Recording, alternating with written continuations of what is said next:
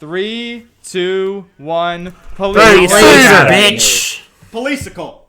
Hello, everyone. Captain Pa here, and welcome aboard the ship of the pirates who don't do anything. Did you say Captain Pog? I wish I did. I wish you did not hear that. Anyway, welcome to the game of the ShinyCast show. Oh, all right. I guess you are my little Captain Crunch. Oh my lord! For God's sake. Welcome to ShinyCast, everybody. Abort. Oh god, let's just end the episode right there. We're not gonna top that. All right, so Captain Crunch actually his labels on his cuffs are wrong because he actually has the wrong amount of stripes to be a captain, so he's actually an admiral. Damn, Admiral Crunch. It just doesn't. Did you also know that Oops All Berry has been a fucking mistake since 1993? Yep, I did know that. Did you know it's Rayquaza? Not. It's actually Rayquaza, which is stupid sounding. Yep. Ray who? Ray Harryhausen. Ray. What Charles. are you doing here? Ray Liotta. Anyway, what's going on? Mr. Sting. I'm Shay Frillis, and then Pappy G, and Space Tree, and Chris, and Ben, Uncultured Swine. We're all here, but we have a super special guest today. Our very first guest in recorded history. In the history of podcasts ever, this is the first time a podcast has ever had a guest before. Damn right, we're making history today, boys. Hell yeah, we're gonna get in the Guinness Book of World Records with this. Okay, so wait, talk about Craig's been here the past couple of sessions. Oh, that's true. Craig. I always forgot Craig like that.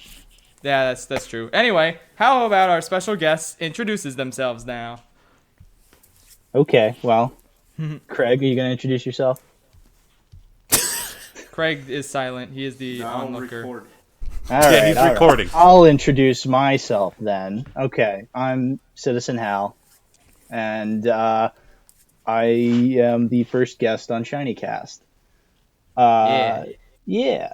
Now, you guys, for anybody out there who doesn't know, I'm an editor for Schaeferless. I sometimes edit for him. And I have my own YouTube channel, so that's pretty cool. Who's this Schaeferless character? I've never heard of him. I don't know. You guys keep talking about him, and I'm too afraid to ask like who he is. We've gone too far into this that I can't like ask now. It would be awkward. Right. But maybe I'll find out one day. I actually have this fan theory that it might be Chris who's Schaeferless. I'm not sure though. That makes sense. Anyway,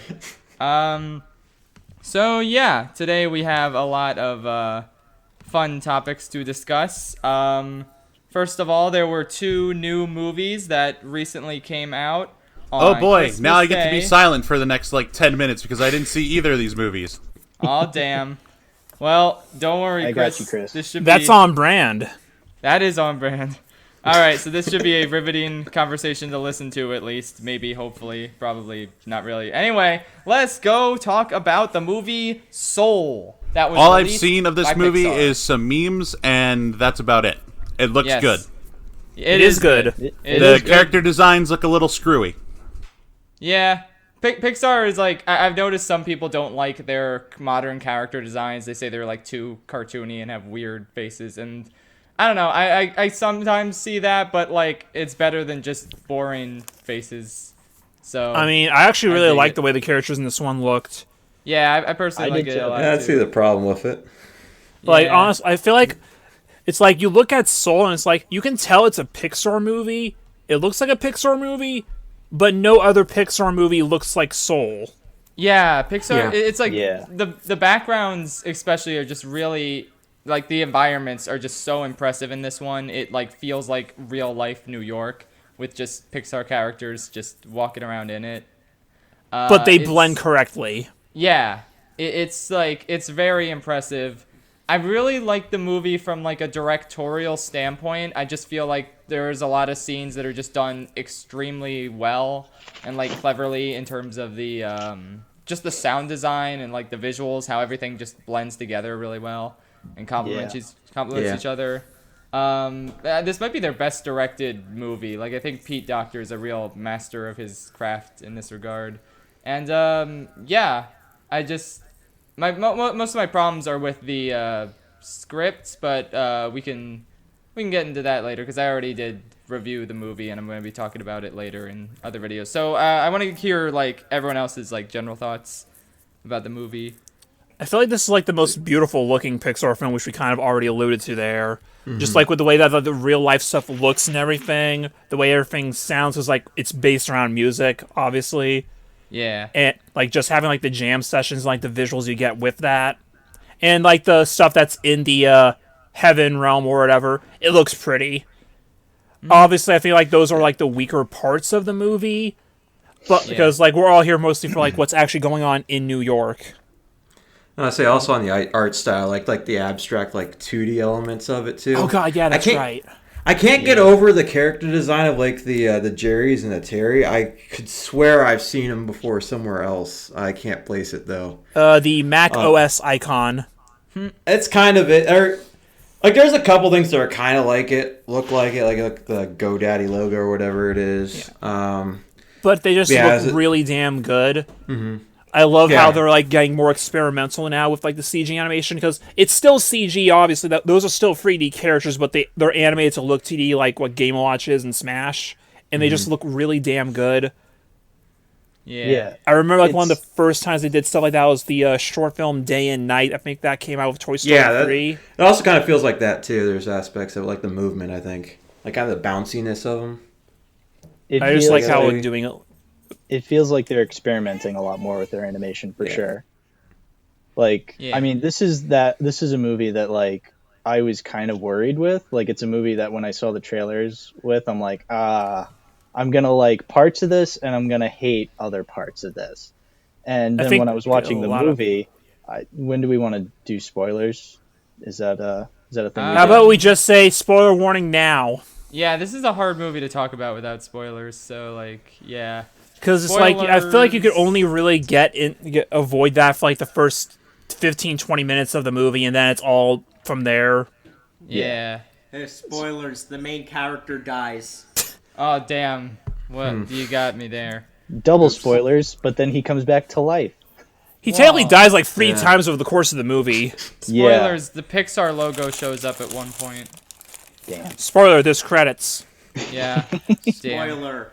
A113 is in the movie. Damn. Spoiler, it's a movie that exists. I don't know. Was the Pizza Planet truck in the movie? Like, they haven't really been on top of that lately in the movies. It probably was. We just weren't paying attention. I mean, because if it takes place in New York, there's a shit ton of cars. There had to be there somewhere. Yeah. I mean, the other Pixar Easter egg is they have John Ratzenberger in, and I don't really remember if he was in this one. Yeah, I'm pretty sure he's credited. Which is I'm pretty sure he's credited, but I'm not sure. Joe's apartment number was the A10 whatever, right? I think that's where they snuck it in. I think one thing I did notice is that the subway they go on has a 2319 on it. I thought that was a really cute reference. I might have noticed that too. Yeah, 2319. I mean, 2319 and Monsters Inc. is a reference to its own. It's cute because Pete Docter, that was the first movie he directed, Monsters Inc. So now he's like sneaking it in. I think most of the movies have 2319 on them. I don't think that's something exclusive to this in Monsters Inc. I don't know. It's like it's always A113 that like shows up everywhere. Yeah. But like I'm not sure. Because that's like a classroom at like Cal Arts or something. I think that's mentioning Monsters Inc. now also kind of like shows you just how similar like that world, because it did take place in like a city that kind of looks like New York. So it's just fun to see how far Pete Docter came from that to this. Yeah, especially by having like city like settings and like how different they are. I think I didn't realize that like this may be like it is the first movie to feature like New York City in a Pixar movie, and like that felt weird to me because like I feel like I see New York City in like every kind of media, but like Pixar movies was like the first. It was like it was the first time you saw like New York City in a Pixar movie, and I think that's really cool. Was it? Yeah. Could it have been in WALL-E at all? Yeah. That'd be live action. Footage, that's kind of the thing. Like you look at a lot of Pixar movies, and it's like they either take place in fictional cities or towns that look like they'd be in the real world, or just like completely fictional worlds altogether. Exactly. It's like Toy Story; they never tell you where that is. That could be literally anywhere. Yeah. Bugs Life, who cares? They're bugs. It doesn't matter where they are. Well, Monsters it's- Inc. and Cars are in different universes altogether. Right. Yeah. Finding Nemo has like Australia as a location. Oh, yeah, I think that's it's right. neat Sydney. because we never really get that. Yeah, you don't get much Ratatouille- Australian stuff. Ratatouille, of course, is all Paris. France, so yeah. That's like the only one that's really focused on a There's location. 42 Wallaby Way, Sydney. Yeah, P. Sherman, 42 P. Wallaby Sherman, Way, yeah. Sydney. Incredibles is just 50 superhero comics background, so that could be like a Metropolis type deal. It was like Yeah. supposed to. It was like Metro City or something like that, like some generic city Metrocity. name. Yeah, Metrocity, exactly. Yes. Monstropolis for Monsters Inc. Yeah, College Yeah, it Town was- and Monsters University. Yeah. Yeah, it was neat. Like, it was a nice change of pace for Pixar to, like, depict, like, a real life setting. I thought they did it really well. Like, I've been to New York a couple times, and it's, like, I don't know, it's pretty accurate, honestly, in terms of, like, just the vibe that the city gives off. Yeah. One of So the it was things I neat. noticed was since it takes place in New York City, I don't think you ever see a shot of like the Empire State Building or the Chrysler Building. Like it's Yeah. like whenever you see like city landscapes in a movie, they always feel the need to like, you know, show you like a very famous landmark so you know where it is. You know, like in Ratatouille, you obviously see the Eiffel Tower, but like in Seoul, you don't see. I don't think you ever see the Empire State Building because I don't think you ever see the city from like a skyline perspective. No, you do at one point. Yeah, You I think do? the montage where he's playing piano and like it zooms out and shows the city. I think I might have seen the Empire State Building. Maybe it was there. when- Maybe. And I also did when he's not like maybe- trying to, They he's don't like draw envisioning attention the to it, city. though. Yeah, that's Yeah. maybe that's the point I was trying to make is like they don't draw attention to it, and I think that's really cool. Like you see New York City from like the perspective you usually see it. I've been to New York a couple of times, and yeah, it's like it's very busy, very like everything's always moving. So I think it really captures that really well. And you see a lot more like the suburban, like where people actually live in New York too in the movie. It's not like a whole Exactly. lot of you don't really go to like the big Times Square scenes and everything like you usually expect. No, it's like more like this is New York, New York. Yeah, Yeah. it doesn't feel like touristy in the way that Yeah. it like shoots New York. It's pretty neat. So, Damn, I never thought I'd be able to compare a Pixar movie to The Warriors, but here we are. Damn. All right. Anyway, though, so we were gonna get into spoilers, but then we talked more about New York. So, the fact that he turns into a cat, like I said in my review, I was so worried when that happened. Like, oh fuck, Me no, too. it's this. Me too. But it really worked out, I think, like, because it's a smart way of him to get him to like reevaluate his life by like seeing someone else being him and like seeing how he like hasn't interacted with people in like the best ways before. So it's like I don't know. It was actually a pretty good like decision, like, and I was shocked that it worked. Yeah, And, I like- was, Yeah. I was very worried by like when you saw like them fall and then it like cuts to black and I'm like, oh, don't tell me. And then like he wakes up and he's all like, oh, what happened? And I'm like, oh god, don't tell me. Yeah. And then it's like, oh, he's the cat. Oh. But then Oh. like you said, like it actually does take advantage of that. Like it actually does show it in like it actually does it makes sense that he would fall into the cat. Like it actually makes narrative sense. And Yeah. he actually does learn stuff through that perspective. So then I was like, all right, I don't hate this as much as I thought I would. So, Yeah, because normally when they do stuff like this, it's like usually an easy vehicle for them to do like cringe comedy and stuff, but they never really take that chance with this movie either. Because Yeah. I disagree. like, well, okay, Yeah, they do a there's some little of that. bit, but it's a lot less than it normally would be in this kind of movie. right. Like, even like the biggest thing what you expect to happen in the barbershop, yeah, that's when they're doing the big soul searching thing. So that's actually the big cornerstone of the being a cat thing. Yeah. So like Well, the that's- scene like you would expect it the most is like the scene where they do it the least, and it's actually like gives you the message of the movie. Yeah. Well, the whole barbershop thing, I'm glad they got to it. That's another scene that like they had to go to the barbershop because the scene before it was like kind of stupid where it's like, I have to shave your head. I as the cat have to take the shaver and shave your head. And it's like, I really like, you don't see this Yeah. ending badly. And then guess what? It ends badly. That was such a stupid decision. Like, Oh. why? He wears a hat all the time. Like, what was the point? He wears a hat during the performance. Like, That's He needs to have a proper fade, guy. Come on, guys, come on. Oh Yeah. my god. Yeah, I but I think don't know. that's what one of the things about this movie that's really interesting is like it has so many cliched and like setups that like you think, oh, it's just not going to end well, but then like while the setups are very cliched, like the outcome, like the ending, like what it's all building up to actually turns out to be like really well thought out and really interesting stuff. So like Yeah. the Yeah. ends justify the means in a sort of way. Definitely, yeah.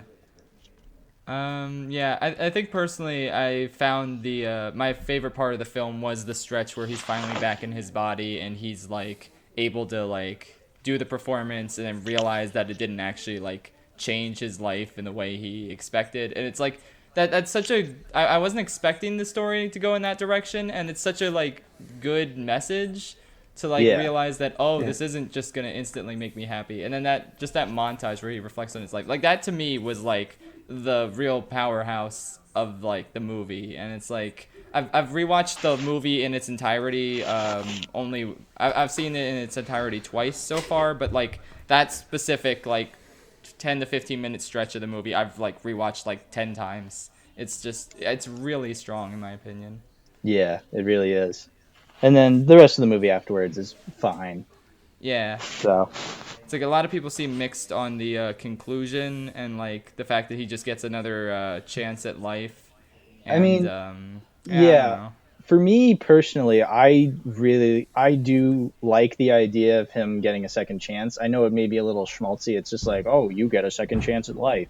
And, like, God people said, are like- now you can play as Luigi. Yeah, exactly. Yeah. He gets to I be mean, 'cause- Luigi now. because like everyone's just like it would have been a little more impactful if he had died, and I kind of disagree with that. I feel like the movie's not really about death; it's about life. So like him getting a second chance, yeah, it's cheesy and corny, but like I think it really lines up with the themes of the movie. And like the ending, he just walks out. Like I think that's a perfect ending. Just him just like walking out. Like what is he going to do with his life? We don't know. And that's kind of the point. It's like it's open to interpretation. It's open for him to do literally whatever he wants. And I feel like that is kind of what the movie's all about. So Yeah. I think I agree. It's very it's one of those things where it's just like, oh, it's a happy ending. He actually lives in the end. But I feel like it lines up well with the themes. Like it makes sense. I feel like it kind of has to end this way because otherwise it services the meaning of the movie more.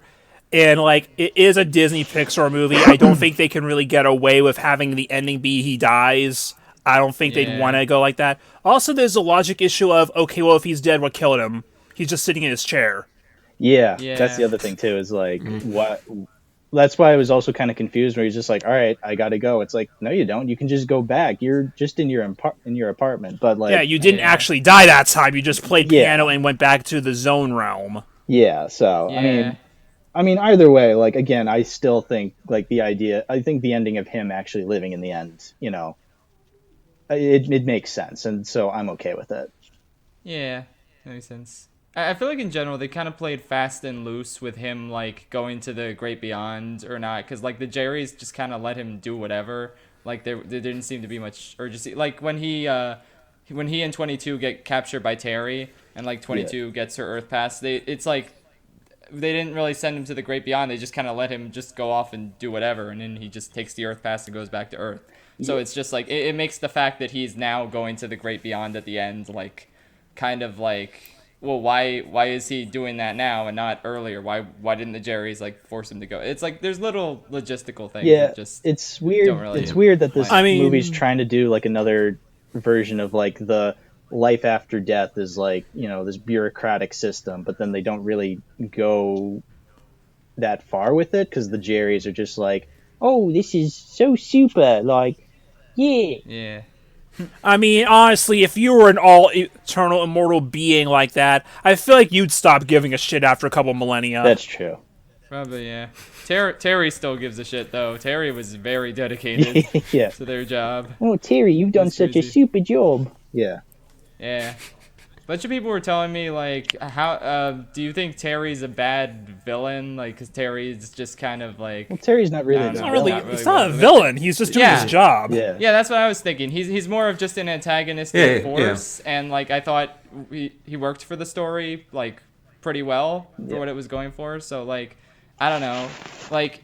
I don't really judge Terry next to villains like Water Noose or like Syndrome. Like it's really a different sort of thing. Yeah, he's only the villain because he's against the main character, but he is not a bad guy. He's just doing his job. He's like to go off like what we said in the BoJack video because that just came out. It's like Rutabaga and Vanessa Gecko. They're not villains. They're just against the main character. Yeah. Antagonists. I personally found Terry very entertaining as well. Plus all the Jerrys, they were very fun. Yeah. So yep. Let's see. Does anyone have anything else about Soul? Ben, we haven't heard that much from you. Yeah, I got a couple. I'd say it's kind of some of them are good, but like the reliance on like cutaway gags for some of their jokes was kind of annoying. I kind of don't feel like it should. It's not really a Pixar feel to it. I feel like it kind of ages it poorly. Yeah, I didn't really mind it. It wasn't like Family Guy tier. Like, remember the time I messed with Abraham Lincoln? But yeah, it's better than that. But it's still. You're talking about like the flashbacks to 22 and the other characters in like the office scene, right? Mm-hmm. And then like the cut to the cat's soul just on the conveyor belt. I don't know what happened to that cat's soul. Like how did it come back to its body later? Like they forgot about that. It's funny on like the first couple of viewings, but comedy like that, I feel like the more times you watch it, the more stale it gets. Yeah, it gets more stale than like story-driven comedy. Yeah. I think the cat comes back because it has 9 lives. I think that's the joke. The other 8 are still there. Yeah. So true. Oh man. It's like this is like not like this is kind of a tangent a bit, but I always think about like the B movie for as relevant as that is to this conversation. I literally like you start out with the nice. Why? Because I got it because I ordered it on Amazon and I got it in the mail like yesterday and I'm like, might as well watch it. Yeah, why not? Did you get the Blu-ray in HD, my boy? No, it's a crappy DVD, but you know, it's still fair. Yeah. Okay, so back to Ben. Yeah, so like how the setup for that, or the part of the setup is like Jerry Seinfeld panicking because he doesn't want the same job for the rest of his life, and then it just doesn't really develop on that at all for the rest of the movie. It's not that big of a concept, but it's kind of I like the way they look into it in this movie. Like we've talked about, like kind of the ending of the movie. I do like that it's looking at like I've reached my goals, and yet it's not or it doesn't feel the way that it should. And kind of like being able, it doesn't like. I like that it doesn't like force you to go like flashback. Oh, he looks back at all the good things, or did it? Does he have flashbacks to see all the positive things he did in his life? I don't know if I'd say positive, like, but it is more just like he's just looking back at his life. Like he's looking back at like, you know, the little moments, whether or not they're good or bad. They're like little moments in his life. Yeah. Are you talking about like when he's with 22 and like that Hall of Memories, or are you talking about like at the end? I'm saying like a poor example of this is like where in Joker where they reveal that it was actually the girlfriend was imaginary the entire time, and then they rather than just letting you realize that, they show all the flashbacks where she wasn't actually there every time.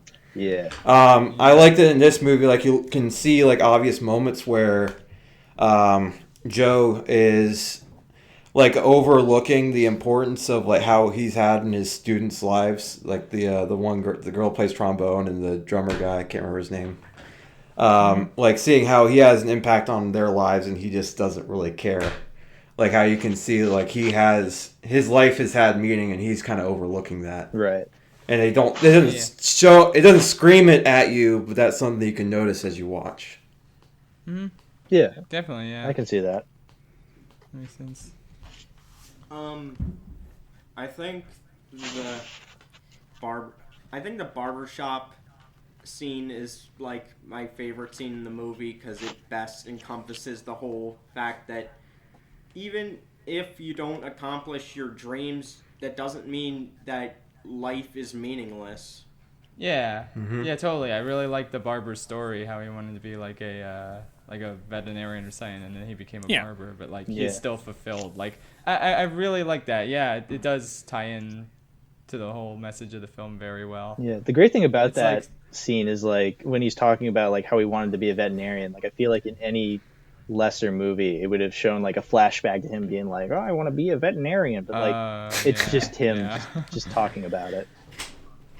Yeah, exactly. It's like we don't need to like specifically see that and have it like spoon fed to us. Just hearing it and like filling in the gaps ourselves, like like picturing that. Like, yeah, I like when movies like do that. Definitely. I like when the audience, Yeah, I like the movie treats me like a fully functioning adult. Yeah. And like I do like how they do leave it a little more ambiguous at the end, because it's like they never say, "Oh no, I don't want to be in the band at all now. Oh no, I'm not fulfilled." It's like, no, he's still probably gonna be in the band. He's just like looking at things differently now because he knows this doesn't immediately fix everything. Right. Yeah. It's just like what you both said about BoJack with the Oscar. Yeah, exactly. It ties into that. Like BoJack knows an Oscar nomination won't like fix everything, but gotta get it. It all goes back Because to it's BoJack. pretty and can put it on my shelf. Did you Yep. know that Avatar was a 2012 film? Damn, I did not know that. It was actually a 2009 film, but I digress. So yeah. Ugh. Anyway, though, so any other thoughts about Soul? So we're like, one more saying note that on- Soul is better than B movie. What a shock. Yeah, I know. Yeah. I don't really have. I didn't say anything. I just let all the talking happen because I knew everything that I could possibly think was gonna get mentioned, except the trailer was worrying for most people how it had the massive tonal shift with the stupid cowboy dance. Oh, the funny cowboy Yeah, dance. that was not in the movie. That wasn't in the movie. Hooray! Hooray! Gotta clap for that. Pixar is notorious That for was- having some pretty weird trailers. I feel like if they could just like if they could ever like pull this off, if they could just like not release any trailers of a Pixar movie and just premiere it, like I feel like people would like it a little more like on release. I mean, honestly, all you Yeah. really need to do at this point to get people to watch a Pixar movie is tell them, "Hey, there's a new Pixar movie." Yeah, Yeah, exactly. I'm convinced. I mean, I mean, it worked for me with Parasite. All I heard was, "Hey, Bong Joon-ho, the guy who did The Host, has a new movie coming out." Okay, I don't want to watch the trailer. I want to go in blind. So I went in blind to Parasite, and I was glad. The Yeah, I had no Parasite clue trailer what was Parasite actually was really good about. at not revealing anything. So, Nice. so like props to that. But yeah, Yeah, I love trailers that don't reveal anything. Like I want to be surprised by Yeah. a movie. Oh, yeah. It's like Yeah, I just like all I Onward needed to that know at that ruined point was the like, point. "Oh, it's the same guy." That's all I needed to know I wanted to see it, because I already saw Host and Okja by that point. Like, okay, well, I like those movies a lot. I love Host, so there you go. well, the whole trailer thing. I yeah. mean, like when I was watching it, it was like me and my sister watched Soul when we were watching it for the first time. We were like watching at the beginning. Joe was like going through his life, and my sister turned to me and was just like, "Oh, great! Now I'm gonna feel sad when he actually dies." And it's like, yeah, the trailer did kind of ruin that, didn't it? So it's like. Yeah. I mean, like, yeah, that's the point Hey. of the story, but like, it still feels like it's not like a spoiler that he like ends up in the soul world, but it still feels like you're just building up to it. And I feel like the movie would be like a lot more impactful if you didn't have any idea with where. Oh, it's that's going. another thing. It actually Yeah. takes like 15 minutes for them to do the title drop for the movie too. Yeah, that's they that's don't true, even too. like drop the title. They just say Disney presents a Pixar film, and then the title's at the very end of the movie, which I Yeah, thought Alright. was very different for like an animated movie, especially. yeah. Title placements So, are all over the place in modern movies. Like sometimes they show at Yeah. the beginning, sometimes they're like halfway through, sometimes they're at the end. It's like I just would rather if titles were at the beginning, because you're watching it. But Yeah, like I would. It's like I get if you're gonna do like a main on end for like the credits thing, but you can still have the title of the movie at the beginning of the movie. yeah, I don't know. It's title placements in modern movies. That's a whole other thing. It's so annoying. Yeah. Yeah. But the thing is, I feel like even if they reveal, okay, he's dead, he dies in the movie, that doesn't mean the trailers spoil. It didn't really spoil that much in retrospect. Right. Yeah, it's like that was just kind of one thing to like introduce Yeah. you to the premise of the movie and this whole soul world concept. So I guess I don't know, but then there's the argument maybe don't even do that. It's like I don't know. It's just Maybe it's just the just- little things, like whenever, like, even if a Yeah. trailer doesn't spoil anything, it's still showing you scenes. So like when you go into a movie, you're just like, all right, where is this scene gonna fall? It's like I feel Oh like yeah, I feel like that I do Yeah. that all the time. I feel like that kind of Movies. ruins it, but also, I mean, it's not a big deal, but like I don't know, when like it's just something I find annoying. when like It's- every trailer for a movie has like the same joke that they repeat, and then you get to it in the movie and it's just not funny anymore. It's just like with this one, Yeah. it's like Circus where Afro, he eats- Circus Afro. Oh lord, when he like eats the pizza and then she like slaps him. It's like I've seen that so many times before seeing this movie, and so it's just like my brain is just desensitized to it. Like it's just white noise. I have the whole scene of Nick Fury telling Iron Man to get off the donut more than I remember the Oh, entirety of Iron Man yeah. 2. Yeah, pretty much. Oh man. Yeah, the thing is though, in the marketing, you see Joe a lot, like in his human form, and it's like, oh, is it gonna be like a situation like, hey, you see them use Tiana for promotions of Princess and the Frog all the time, but she's hardly herself in the movie. Yeah, But the thing Yeah. is, it's that. That thing was the big again. thing people were worried about in the beginning. Joe, even if he's not in his actual body, he does still get a ton of screen time. Yeah, it's like you still see this like black guy as like throughout the movie, even though he's not in his body. Which like that's a whole other like can of worms. Why Disney like how they keep doing that with like people of color. It's just it's Spies such in a- Disguise was not Disney. Oh my god, yeah, and that too. Well, technically it is Disney now Oh, because yeah. they bought Fox. Yeah. But it's just a whole mess. But And like, people are also worried that this would just be like another Inside Out, which luckily they don't really do that at this point, because I feel like you are in the human world a little more than you are in the soul world. I feel. yeah, Yeah, I think so too. that's true. So I think there was a good balance. Let's see. Okay, our discussion on Soul is running a little long, so maybe we should move on. If anyone has any like closing thoughts, Soul has Movie's some over. real Go soul. home. epic. It's a good movie. Watch it on Disney Watch Plus. Soul. Movie's over. Stay at home. Yeah. Oh yeah, the post-credit scene. Movie's over. Go Yeah. home. But I am home, Yeah. Terry. Yeah. You idiot. Anyway, though. I don't have Disney Plus. Yeah. You technically Okay. have Disney Plus. Does he? No, I don't. Did Yeah, you you give had him- to stream did you the give him your account? holiday special. No. Oh, he no, gave that you was his me. account. Oh, no, that was William. Yeah. Oh, I gave thought that you to gave him the account after the fact. I mean, Chris can use my account if he wants. But anyway, though.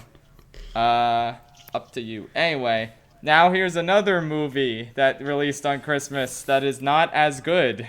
Da da da da da da da da. Wonder Woman 1984. I don't like this movie. No. I This didn't was like it a either. thing that existed. Yeah. Did it live up to Wonder Woman 1983? You know what? It wasn't as good as Wonder Woman 1982, but I liked it better than Wonder Woman 1981. Yeah. So there's that. I don't know where it ranks amongst the other 1980 Wonder Women movies. There had to have been some fucking around behind the scenes in this movie. Yeah. Yeah. There this had to have movie- been. Honestly, this movie doesn't. It's weird. Well, yes, It's it is a weird weird. movie. That is correct. It is weird. I don't see studio interference that much. It feels like there was too much creative freedom. Yeah, it feels like because Patty Jenkins wrote the screenplay for this one. She didn't with the help of I'm on the Wikipedia page right now. These other guys named Jeff Johns and David Callahan, and it's like I feel like nobody told them no. Because, like, I remember seeing an article about, like, how the studio actually wanted to cut one of the openings of the movie, either the opening on the Wonder Woman Island, which, by the way, had nothing to do with the rest of the movie. So Yeah. it was really a waste of time. Or the mall scene. Or the mall scene. Which, And I'm going like, to say you probably could have cut both of them, honestly. honestly, yeah. Well, Yeah. you got it should probably The start mall with, like, scene. some sort of action. I feel like, yeah, the mall scene should have been there It's over like the a total island set- scene. The mall scene was like kind of bad though. Like the action was like bad. I admired the cheesiness and the campiness. I but, think like, that's what they were going for. Yeah. at Yeah, least. but like the effects and the way it was edited, it was just really bad. I've heard And it's just- I've heard people say that like the mall scene is supposed to be like paying homage to like the original like Richard Donner like Superman movie, which I've seen, and not really. It's just a really corny. I got major Stranger Things season 3 vibes, and that's easily the worst season, so that's not good vibes to have. Yeah. Oof. My least favorite is season 2. Yeah, I like I don't season even- 3 more than 2. Okay, maybe Season 3 was the one with the ice cream shop that Steve worked at, right? yeah. Yes. Okay. Season 3 I definitely liked that. definitely had better highs than season 2. I will admit to that.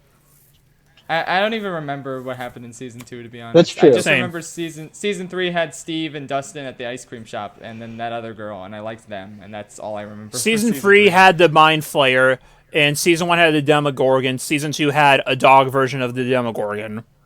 Oh. I think there's a clear loser here. All We I all know is are. season 1 was the best one. That's all we can agree on. Yeah. See, now you guys are saying that you feel like there wasn't so much studio interference as there was too much freedom. I feel like there are like 5 scripts that they mashed together. This feels like they started the movie over like 5 times. Yeah, It's it's like, Spider-Man 3. but not as fun. Yeah, no, not as fun. Yeah. Because like one of There's the big two things villains. that we can point out easily is that when the dude that shows up at the party who knows Diana, and that's revealed it's Steve in his body, and then it becomes Steve, and then That they was never so really they don't do confusing. much with that guy at all. Then it's like, why did he need to be in someone else's body at all now? Yeah, I don't get it. Yeah. This is a magic stone that does all sorts of crazy stuff. Why did it have to builds a bring wall Steve out back? of nowhere. It could have just brought his body back. It was so pointless and so creepy that they're using this guy's body, and they had like sex with him in his body, and then he brings him to like this war zone. yeah, like I get Like what the fuck are they doing? I get what I they're going consent. with. I consent. I don't. Isn't there someone you forgot to ask? Yeah, it's like I get what they're going with the whole like monkey paw kind of way with the stone, where it's like you make a wish, but then like it takes away something from you, or like it's a wish, but it comes with consequences, and it's like, okay, I get that, but it's like, why The scale they take it on makes no sense. why does he show up in some guy? Like, what is the significance of Yeah. that? How like they don't explain it at all, and it's like, well, if we don't explain it, then nobody will question it. It's like, I'm questioning Exactly. it. No, we're questioning even more now. Yeah, this is Yeah, it's so weird because it doesn't need to be in the movie, Yeah. and the movie would be the same without it, but they just do it for some reason. Like, the whole- It why? could have just been Steve. I mean, the whole bringing Steve back is kind of dumb anyway, and it's like I mean, it was going to be dumb either way. Like, but if they had just like Yeah. brought him back, like he poofed out of nowhere and he's like, "Hey, I'm back," and it's like, okay, like this is dumb, but like I at least can understand, I can comprehend what they're doing. Where the whole like he shows up in some guy's body, it's like this is too weird. Like this doesn't make any sense. Like, what am I supposed to feel? Like this is Yeah. this is not cool. But they need to bring him back because everyone loved the two of them together. Yeah. But like, I don't know. Just can't you? Just And- bring him. Use that other guy. And they don't have any other. They don't have any other character traits to give Wonder Woman. Yeah. Yeah. Other Yeah, than she's everyone love in with this movie is a Steve. fucking simp. It's essentially. basically. Yeah. Hey, baby. It honestly feels like the Mandalorian is the main character. Yeah. He definitely it really felt does like he feel went like through- Pedro Pascal. he went through- is And, like like- the main character. Like he's the one who's like trying to like gain something and like gain respect with his company and like respect of his son and stuff. And it's like he just happens to be using an evil wish granting stone. He's the villain But, because like- he wants to touch people. Exactly. Just the fact that the whole plot hinges around the concept of wishes, it's like that. There are so many problems with that because that's just such an abstract thing. It's like you can't make a monkey's paw for everything. It's like, you know that someone out there probably just wished for something sarcastic, like, I wish for a sandwich. Yeah. Oh, I have a sandwich now. He eats the sandwich by the time you have to pronounce the wish. So what, is he just hungrier again? Yeah, that's the What thing. happens? It's like, what happens? What does that cost you? What happens I wish to for a those sandwich. wishes? Okay, well, now you have cancer. What the fuck? Yeah. No, it's like no, when Pedro Pascal becomes the Wish Stone, he makes up the monkey paw situation, and that's how he gets like to be healthier and like to gets the oil or whatever. So it's like he's the one who chooses that now. So I guess I don't know. It's dumb. It did it? Because I didn't get that at all from that. Yeah, because he like wishes for when he like looks really sick towards the end because he keeps using the wishing stone and you're like, oh no, consequences. He's like, I'll just use the monkey's paw rule to wish that I'm healthy again, and then he's healthy and then it's fine. Yeah. So it's just like, oh, never mind, those consequences are gone. I get what the But it's like, really no consequences. you at all. know that there had to be, and like, even then it's like, okay, well, if the concept is wishes, this is like the easiest thing ever. Just wish he was dead. Yeah, I just. I mean, But I think you can only wish once or something, but I don't know for sure because. Okay, well, you know that he's on broadcast all around the world. You know someone had to say, I wish you'd shut the fuck up. yeah. Yeah. Because he is broadcasting to everyone, and half doesn't those make countries don't sense. speak English. They don't know what the fuck he's saying. But he's using wishes, so the magic of the wishes will translate it. So he wished for Google Translate. I guess so. there we go. I mean, just everything about this movie, like every aspect about it, you're just like, okay, like it's Yeah. it's too weird. It just It's it too gets we- worse the more you think about it and try to like apply common sense. Yeah. There is no reason for Barbara to become the cheetah. Like, I Yeah, get it. why Like, did okay, she yeah, she can be become a villain, but like, she just becomes cheetah out of nowhere. There is no build to it. Yeah. Cats 2019. They build up Yeah. this golden armor, saying this armor can take on literally the world, and then she just tears it apart with no effort. Yeah. Like that was such a weird thing because they made this big moment of her wearing the armor, but like why? It was just briefly mentioned. And then in it one breaks scene. apart. Yeah. And then it was pointless. So what? Why is anything in this movie happening? Yeah. Yeah, I at was finally all? like, oh, I finally got to see what that golden armor is about that I've been seeing in the toy aisle for the past year, and then it's pointless. Yeah. Is the man. golden armor even a thing in like the Wonder Woman comics? I don't know. I mean, probably. Otherwise, why would it be in the movie? But like, I Yeah. don't know. It just feels like then it's just an instance of fan service that makes no sense. Yeah. Well, Wonder Woman can't even fly in the comics, right? But now she can fly in this for no reason. Why didn't she That's use that in true. the other in Justice League? Can Yeah. she fly, or Well, is I that mean, just the I whole don't invisible think- jet thing? They're definitely trying to make you forget about Justice League. No, they're not, because they're doing the Zack Snyder cut now on HBO Yeah. Max. They want you to remember it That's now. just to satisfy the Zack Snyder fans. Going forward, they're making their movies campy and comedy and standalone. No, but Zack We Snyder don't know what they're fans doing because want they don't that. know what they're doing. They don't know what's going on. I don't even know. I don't know what's happening with DC right now. Yeah, it's So tonally Our weird. audience is smart enough to know two Batmans. Yeah. Yeah. Oh man. it's it's a fucking mess. Say what you will about the MCU, they knew how to be like a little consistent. Because they actually had a roadmap. They knew where they were going with each movie. Yeah. Disney was trying to like play catch up to that because I feel like they just made Man of Steel as a standalone and they're like, we can do something with this. That pisses me off so much because Man of Steel it feels like a very standalone movie, and then it's like, no, it's actually part of a grander universe. It's like, okay, so Birds of Prey and Man of Steel take place in the exact same universe. It's like that does not make any sense. Is Birds of Prey in the same universe? I thought that was a separate thing. I mean, it's supposed to be because Birds of Prey is technically a sequel to Suicide Squad. Was Suicide Squad in the same universe? Yes, supposedly that's what again, like that's what Warner Brothers is saying. They're like, yeah, this is all this it's supposed to be, but then it comes across it's like this does not make any sense. It's a whole mess.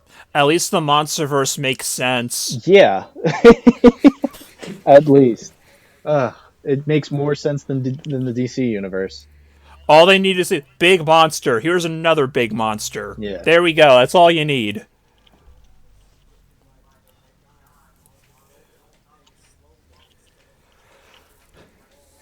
Yeah, because like with Marvel, you had like every individual character, and then someone an Iron Man got a sequel, and then they did Avengers. Whereas DC, they did Superman, and then they did two Avengers. Yeah, it pisses me off that they did Suicide Squad before the Justice League movie. Like that's like doing Guardians of Oh the right, Galaxy that's right. before the They Avengers. did free Avengers. Yeah. It just like I get they're trying to like please the fans. It's like, oh, we're making a Suicide Squad movie. It's like, okay, can you make it good? No. They were playing catch up is the problem. Yeah. And it's Whereas at least like again to go back to like MonsterVerse, it's like, well, they don't have to catch up to anything. yeah. Because they're just doing whatever I mean, honestly, the MonsterVerse is barely a cinematic universe because it's just 2 Godzilla films, a King Kong movie, and then a crossover. Yeah. We get it. Like we can understand that. Like when you watch like these monster movies, like the MonsterVerse, you're just like, okay, I get this. Like it's Okay, there's Godzilla. Okay, there's King Kong. That makes sense. Whatever. yeah, exactly. Whereas like I feel like DC feels the need to like do all this bullshit, and it's really a shame because theoretically, like any of the DC movies in this extended universe series should work. Like I would absolutely love a Justice League movie, a Suicide Squad movie, a Superman movie where he's depressed. It's like, yeah, this theoretically could work. It's not executed very well. And The problem is that no one knows what to do with Superman because it's like, oh, how do we make Superman interesting? We gotta make him evil. When it's like, dude, Superman is like a character that you could probably have him do anything, really. he's like the most famous superhero of all time. Like the fact that you don't He was the understand- first. He was the first. Like the fact that you don't understand how to use him, says more about you as a studio. It's like, how do you screw Like up the you most... can use him you can use him for any situation, probably. Yeah. It's like, how do you screw up the most famous superhero of all time? Well, they did. They did. They killed him off in BVS. Spoiler alert. And like I don't even if you and haven't like seen it. and I don't even. People say this all the time. It's like Superman is probably like the most relevant one nowadays. Then people realize it's like this is a character who is technically an immigrant who is fighting for justice. That's the cool thing and about everything. Superman is like, This is like there is stuff right there, guys. Come on. yeah. I mean, like I've always seen like I mean, growing up, like I've seen Superman as kind of like this American icon, and the reason he's like this American icon is like he comes from somewhere else, but like he still considers himself like part of the world that he inhabits. Like, yeah, he's from the planet Krypton. Yeah, he's technically an alien, but like, he still grows up as Clark Kent. He grows up as like this human being. He's a human being, like even though he's technically an alien.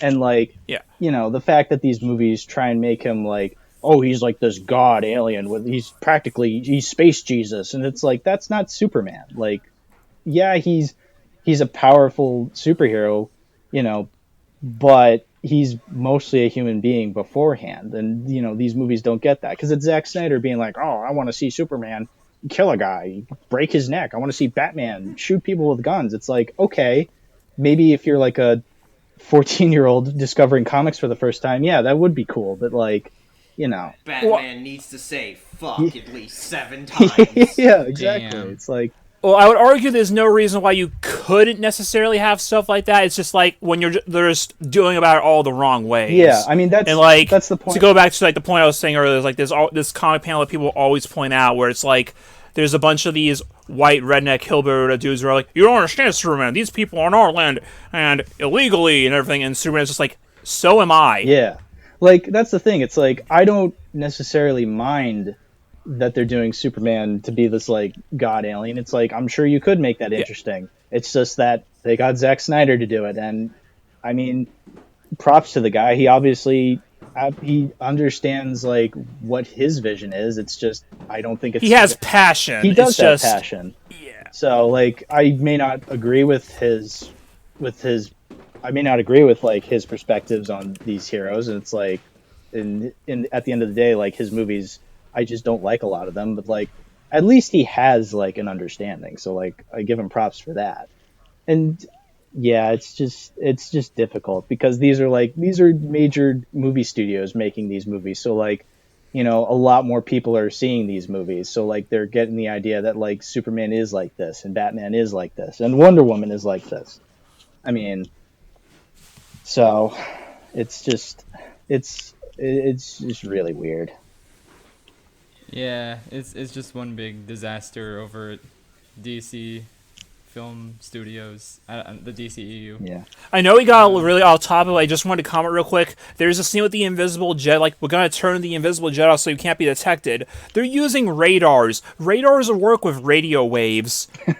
That doesn't fucking matter if you're invisible. You still matter. Yeah. I mean, I was like, when I watched that scene, I'm like, wow, they actually canonically got the invisible jet into a Wonder Woman movie. It's like, props to them. It's fucking stupid. But also, that doesn't make sense make because sense. that's It's not how radars work. It's fucking stupid, Also, but hey, good for you. When did she learn how to make things invisible? She's never mentioned it in either of these movies until this part right now. It's just so stupid. They just pull stuff out of their ass to just justify the plot or like what's happening. It's just such a bad movie. Oh my god. It does get worse. It's so boring too for like most of it. There's like a hour-long stretch where like there's like no action and like the character stuff isn't really interesting. It's so drawn out and just so tedious. Yeah, because like she puts on the Wonder Woman suit right in the beginning, and then you don't see it again until the highway scene. Yeah. It's just oh my god. feel With like that amazing green screen shot. I feel like a lot of it was repeating. Like, I feel like a lot of the scenes, especially with Kristen Wiig's character, was just like the same thing over and over again. It's like, oh, I'm a nerd, but now I'm not. It's like, oh, okay. Like, I get it. They have that we've argument in the seen that apartment before. twice. Yeah, it just felt like it was repeating a lot of scenes, or it's just like, I feel like we've seen this. Can we move on, please? Yeah, and it's like we've seen that sort of character before in other movies, like Electro and Amazing Spider-Man 2, and like I think the Riddler and Batman Forever, and like Selena Kyle. Just I don't know. Quality it's just films. So much. Oh, quality films. Indeed, only the finest of cinema. Yeah. And you know what's absolutely fucked? Is that I always hear amazing things about the DC animated films. Yeah, I hear those are like. And like I want to watch incredible. more of those. Like like the ones I have seen so far I have liked, and I want to watch more of them. I always hear great things about them. Why can't they get these right when they can get those right? I've seen Justice League Paradox, which is the one where like Flash ends up in an alternate timeline where like Bruce Wayne died and Thomas Wayne is Batman, and like Superman is like this skinny alien, and like Wonder Woman and Aquaman are fighting, and I'm like, holy shit, this is really fucking cool. And like, yeah, that movie is a lot better than anything DC's been making like recently. I've heard good things about the Apocalypse War one that came out last year. And the same people who did the DC anime films, they did a Mortal Kombat animated film last year that I did see, and I really liked that one. Right. Yeah, it's just animation, dude. It's like, the people they have making the anime films know what they're doing. Yeah. Exactly. Putting that to shame. And then I mean, like even with like Marvel, like even with like Spider-Verse, like that's so much better than like the current like Spider-Man movies. It's like those are good movies, the MCU Spider-Man movies, but like then Spider-Verse is just on another level. So it's just Spider-Verse like is so good. Yeah. It's the like people who make these because animated movies just when really you know the characters. when you look at it, it's like Spider-Verse has a clear vision behind everything, whereas the MCU Spider-Man films, the purpose was to get Spider-Man in the MCU. Right. They're still good movies, but Spider-Verse clearly had the drive behind it. Right. Yeah. And it can like really focus on the character of Spider-Man and everything. And they're gonna have Toei Spider-Man in the next one. Hell yeah, brother. Epic. First Tokusatsu character to use a giant mech. Giant Mecha Spider-Man. It's kind of hilarious that such a stereotype of Japanese Tokusatsu happened with an American character. I want to see the Venomsaurus Rex in a movie. Is that a thing? Is that a? Yeah. I'm looking this up. That sounds amazing. I wouldn't put does. it past comic books to have a Venomsaurus Rex. Like, that sounds like something my where they're God. like, I hope he fight. Oh, does he fight Devil Dinosaur at one point? Because that'd be amazing. Venomsaurus Rex versus Carnage. Carnage. there you go. That's amazing. That is incredible. Oh my god, how did I not know about this? Yeah. Dude, okay, I want a toy of this. Yeah, they have plenty of toys. They have the Lego set of the Venomsaurus Rex. Oh, Sideshow made a statue. Nice. Is Marvel Legends going to tackle this one? They're doing a Devil Dinosaur TV show apparently, and Alfred from Alfred from the Sonic Adventure 2 dub is working on it. Oh, nice. Because he does animations and stuff, so he's actually working on that. Good for him. I want them to do an actual Devil Dinosaur movie at some point, just so we can have that.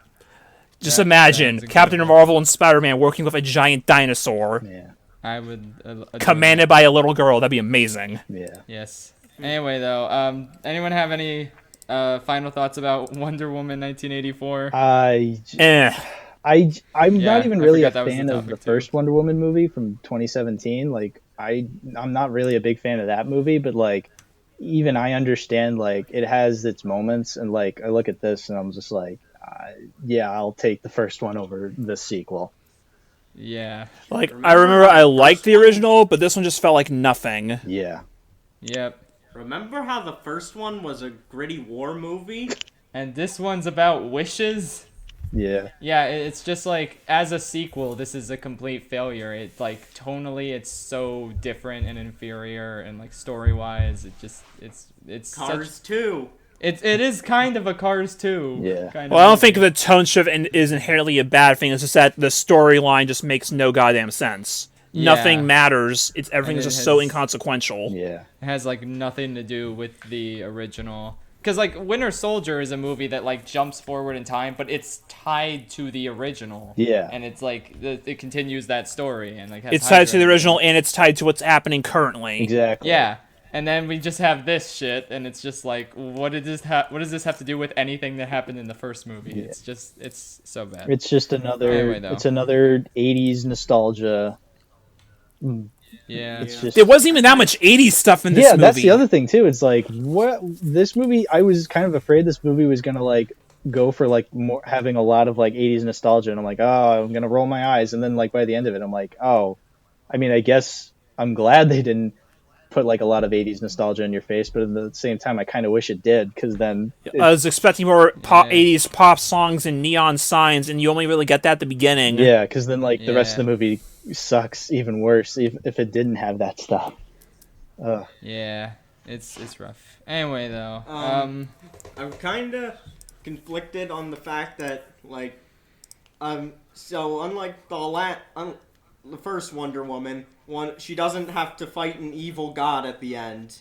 That they talk about the creator of the Wishing Stone, but I'm kind of thinking, would that have been a better climax? Because at least it would clear up some confusingness of the plot when you consider the fact that the Wishing Stone takes away things while they're giving it to this guy.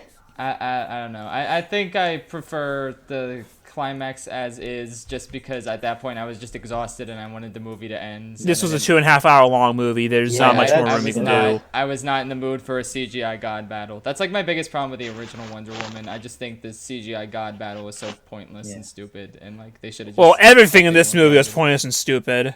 Yeah. Yeah. Basically. Like, this is a 2.5 hour long movie where nothing happens, because even that final confrontation is just her talking past him, and that's it. Yeah. Also, Yeah.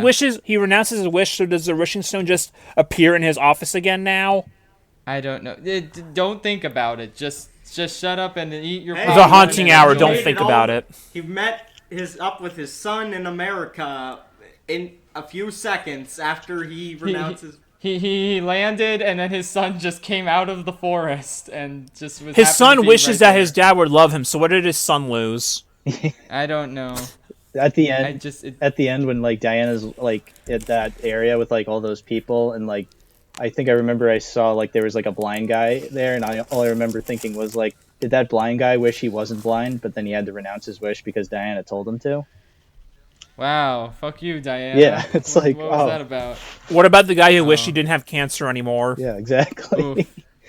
Yep. It's What about the guy who Just wished don't for $1 even- million and then turned the TV off because he was about to spend his $1 million? yeah, it's wrong to wish I for don't know. stuff. Don't wish. He didn't renounce his wish because he forgot that he turned the TV off, so he didn't know. Yeah, I think Pedro. That man's Pascal name was renouncing Elon his Musk. Wish, Pedro Pascal renouncing his wish magically like reversed everyone else's wish because he was the source of the wishes. I think. They I didn't think say it, that's so the no, plot. it didn't happen. Okay, that sounds good.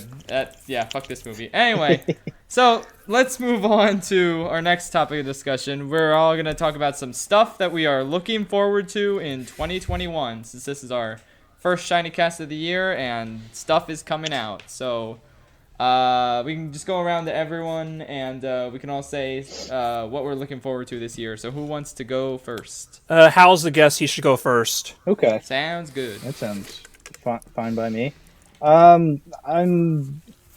mean, it's the beginning of the year, so like, not everything I'm looking forward to may end up being something I'm excited for, or like the things I end up liking by the end of the year may not be things I was looking forward to. But I'd probably say there's only really like two movies that like are at the top of like my watch list for this year, and that would be Denis Villeneuve's Dune, which is the Dune remake. I'm excited for that. I just Worm. yeah, I just rewatched Epic Blade worm Runner movie. 2049, and that movie's a fucking masterpiece. So like, I'm excited to see what he does with Dune.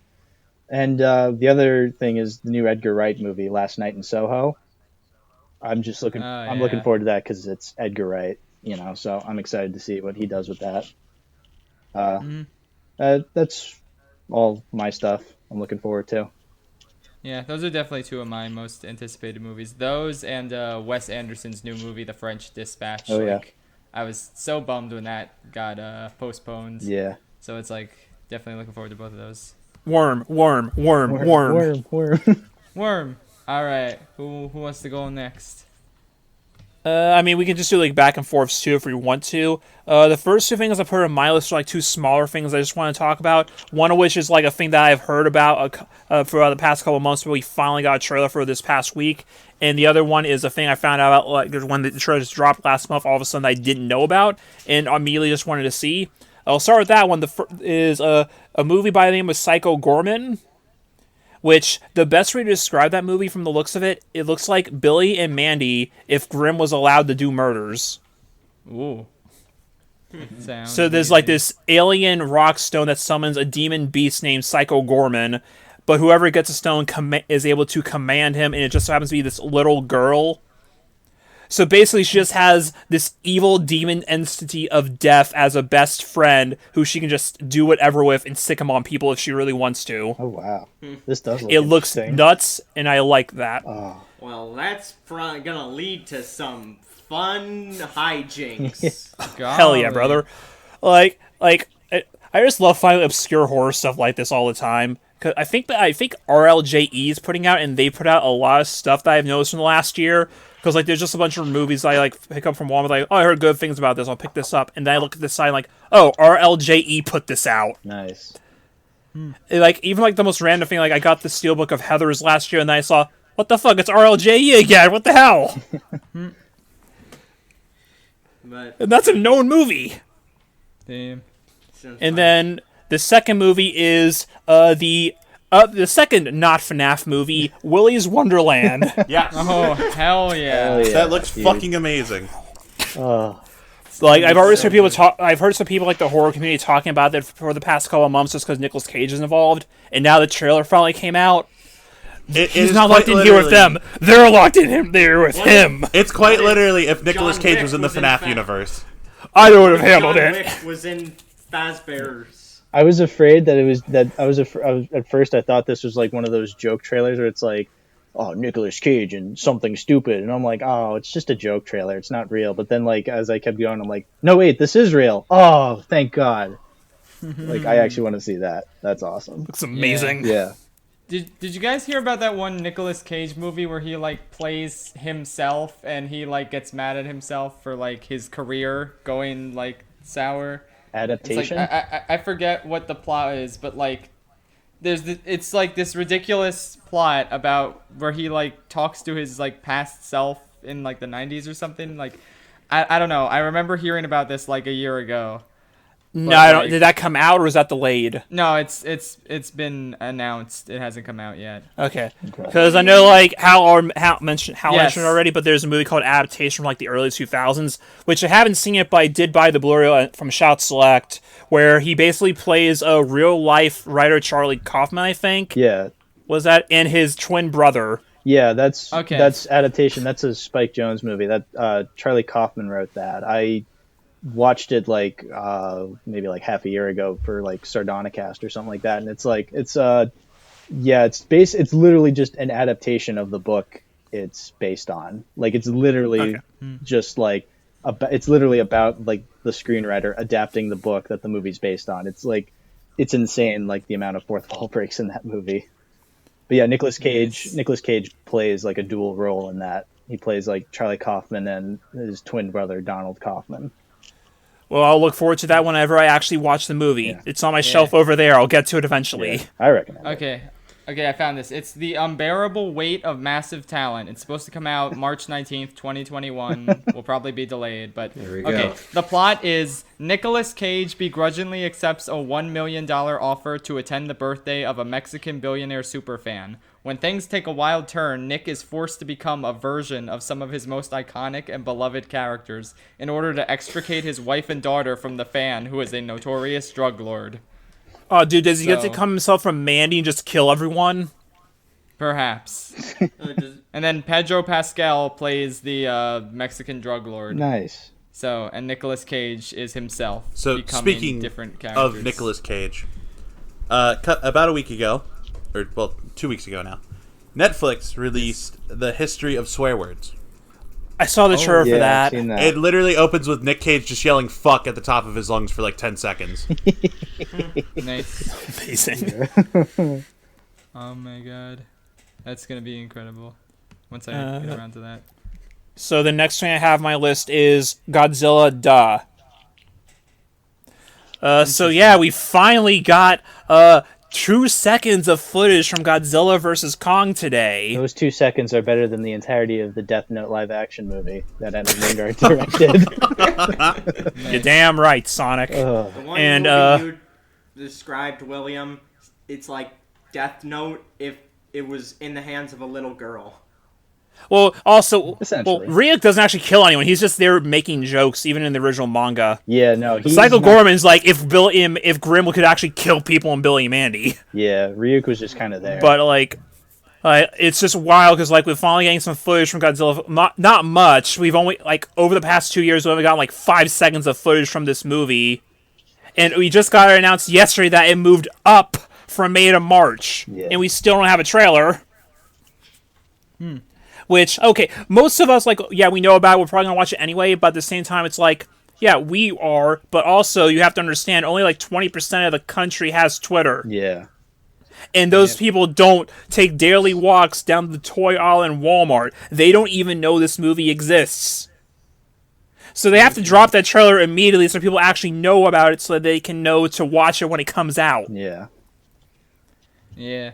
And there was also like some wild, wacky bullshit going on with this and Dune because Warner Bros. Made the announcement that everything was coming to HBO Max, and they only gave everyone else like a 30-minute notice that they were making this announcement before it happened. Yeah, so like Legendary was pissed. Yeah, even though I'm looking forward to Dune, it's may not be likely that it'll come out this year, which is kind of a shame, but like Well, I mean- they apparently made deals with most of the people already, and the fact that Right. they're getting this with Godzilla vs. Kong says that they probably did finalize everything. Right. I feel like Dune probably was the bigger get for them at this point because all the Timothée Chalamet stands were going to watch it. Yeah.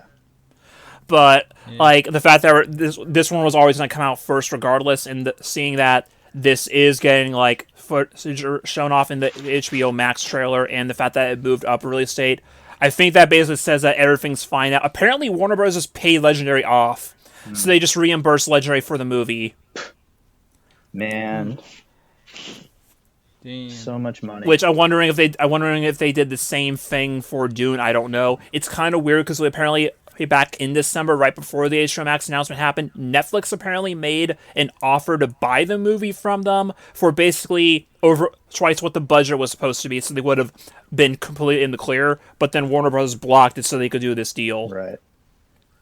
I just want to see it. I don't care how I see it. I just want to see the movie. I mean, yeah, at this point, I still want to Yeah. see it. I was kind of hoping that it still would be closer to May, so it'd be warmer out, so I can just buy a projector and a screen and put it in the backyard. If I can't go to a movie theater, I'll make my own theater, damn it. Yeah, exactly. I have a Nice. big enough TV, so Well, maybe it'll be warm enough by March because of global warming. well, yeah. But, you know, like, boy. you know, regardless, it's like...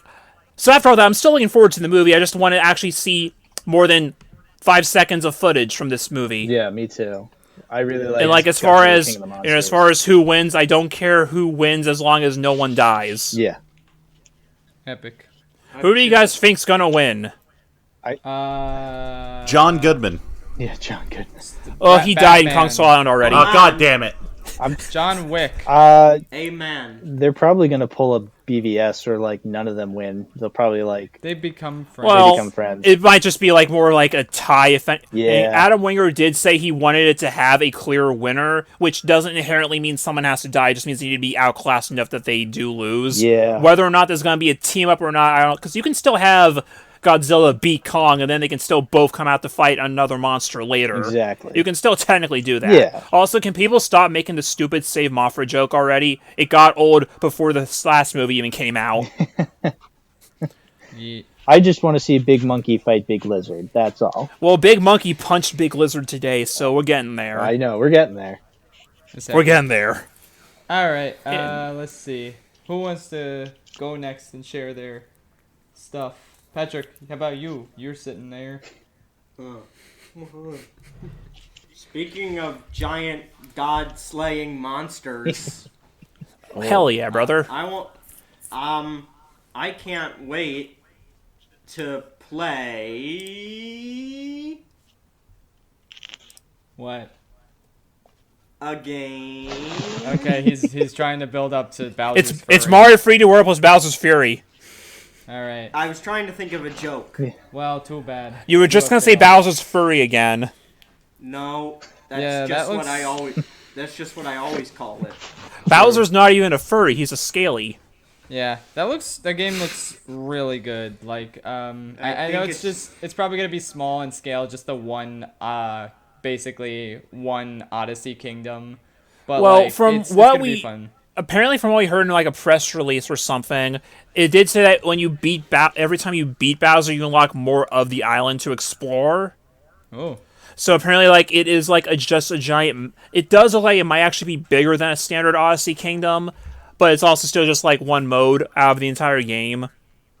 yeah. Still, it's obviously still gonna be way shorter than Odyssey, but like it does look like you're getting a lot of meat there for what the mode is. Yeah. Yeah. This is just a small little bonus to go with your already played game of 3D World if you were on like the fence of getting it again. Yeah, because I think Nintendo's at least smart enough to know that like they can't just port 3D World again and charge $60 for it. They do need to put something else there. I mean, they did it they know for New well, Soup. Yeah, okay, yeah, it actually just was. Well, there it was like it came with the DLC, so I think that was the deal. Yeah. So I am loving this new dynamic with Mario and Junior having to team up. That's neat. It's like usually Mario characters are in the same roles always, but I guess like this is the game that does allow you to play as Peach, so this one mixes it up. But for this time, there's actually a story reason why Junior's helping you, unlike the actual game where Bowser doesn't kidnap Peach for no reason. Because he kidnapped the Sprixies instead. Yeah, but he has two hands. He could just grab her while... No, he needed to hold the jar in one hand and the lid in the other. Okay.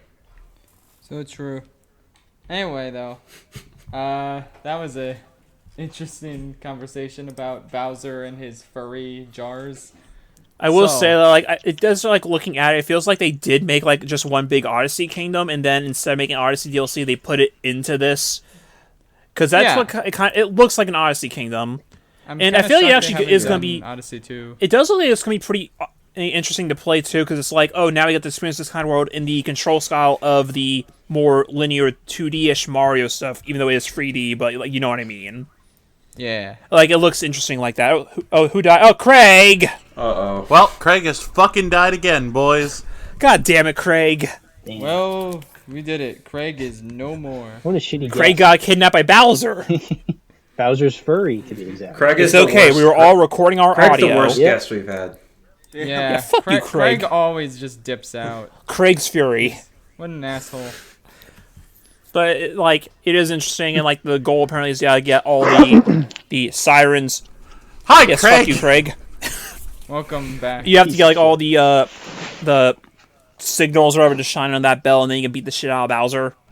Yeah. There's like a lot of goop covering the area, so I imagine once you beat Bowser, it'll dissipate and you'll have more things to do. It's like very much like Odyssey, where there's like a lot of post-game, and by a lot I mean a little, in the sense that compared to the actual game. I'm just saying the general idea of you get a bunch of collectibles, but there's still a ton more to collect after you're done with the story. Yeah, like this will probably be like a 5-6 hour mode maybe, whereas the main game would be like 10 to 12 hours probably. Yeah. So about half the size. Like it's just a nice little bonus to get there. Yep. It'd be neat anyway. if you could unlock Bowser Jr. for normal 3D world then. Yeah, because it's weird that they're not adding a new character. Like a lot of people figured, oh well, they'll probably add Toadette or Daisy, especially since they have a model now for Toadette because of Mario Maker. Yeah. I guess Could maybe they because they just couldn't think of an ability to give them. Could they just make Rosalina playable from the start? Because I hate when I want to play 3D World again, and it's like I can't play as her for the majority of the game. Like, if you beat the game once, you should be able to start like a new game plus where Rosalina's unlocked from the start. Like, I'm so mad that they're not making that change. Yeah, plus it also helps with like the 100% completion with the Champions Road, because you need to complete every level with every character.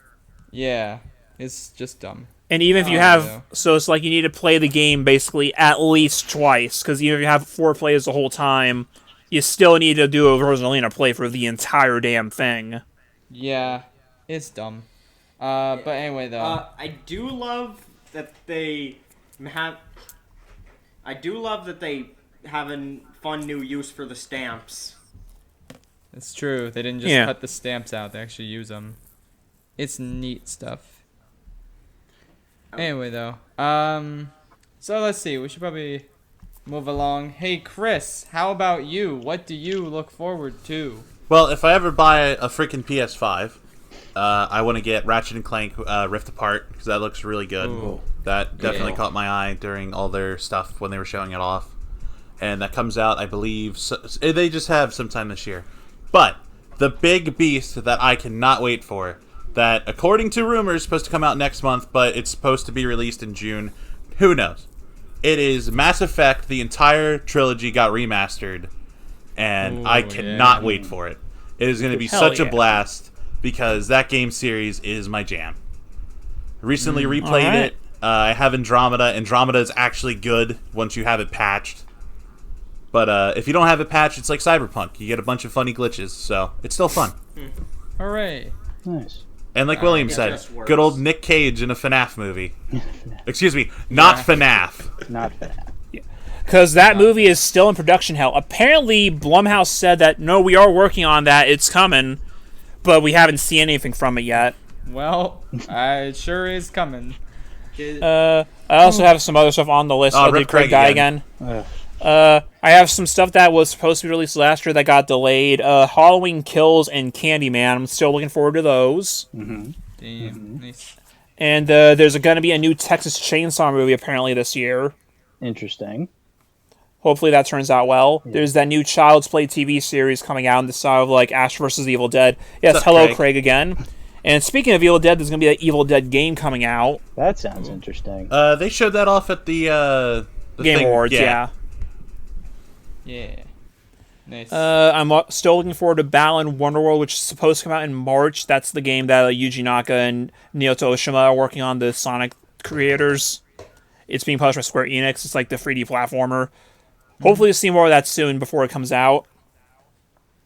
And there are 3 big video game anniversaries this year.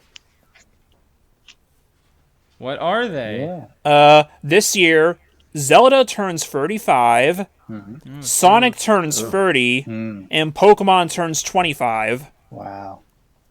Wow. Well, So, we are at least getting new Pokemon Snap. Yeah, That looks which, really good. Yeah, it looks That really looks good. Agreed. Looks way better than every Imagine mainstream if a Pokemon main game. series game had that level of lighting and animation. Can you imagine? Wow. If only. It's like, I feel like they could can they just outsource a mainline Pokemon game to someone else? Because Game Freak, I don't know if it's like Pokemon Company just isn't giving them the budget they need to work with, or if they're just like mishandling things, if they just don't have enough employees. But like, Yeah, it's give like it to they're like the biggest Bandai or media something. franchise on the planet. Like they could probably afford to get more employees, but Like you realize they most got- of that they got does come from deadlines, merchandise though, and because stuff, of- but it's like you can still give them more money. You have it. They're still treating themselves like they're the small company from like the 90s. yeah, it's like they have limited time because they have to get it out in time for the anime to be made and whatnot. And to But at the same merchandise. But, time, it's like they you're just not. get more people. Like, Yeah. What's the problem? I don't get They're it. lazy. They don't need to have more people. It's because okay. No, It's but the getting more anyway. people is the anti. Getting more people is the lazy solution. I don't know what's up with them, but I could rant about that forever. Anyway, though, Yeah, new Pokemon Snap. Looking forward. Yeah, to it. and there's probably Yeah, gonna be I'm some sort of excited. announcement. Apparently, I've heard rumblings that Diamond Pearl remake or like a compilation of older games. I don't know the truth to this. We'll probably find out next month because February is the anniversary month. yeah. James, do you think there's gonna be anything Zelda this year? Well, definitely something because there's always something Zelda like every year. I don't know what it's gonna be though. I think it's still too early for the Breath of the Wild sequel, but Well, will they reveal anything new about it? probably. I think it's not like development hell like Metroid Prime 4. Like I think we'll see something new of the Breath of the Wild sequel.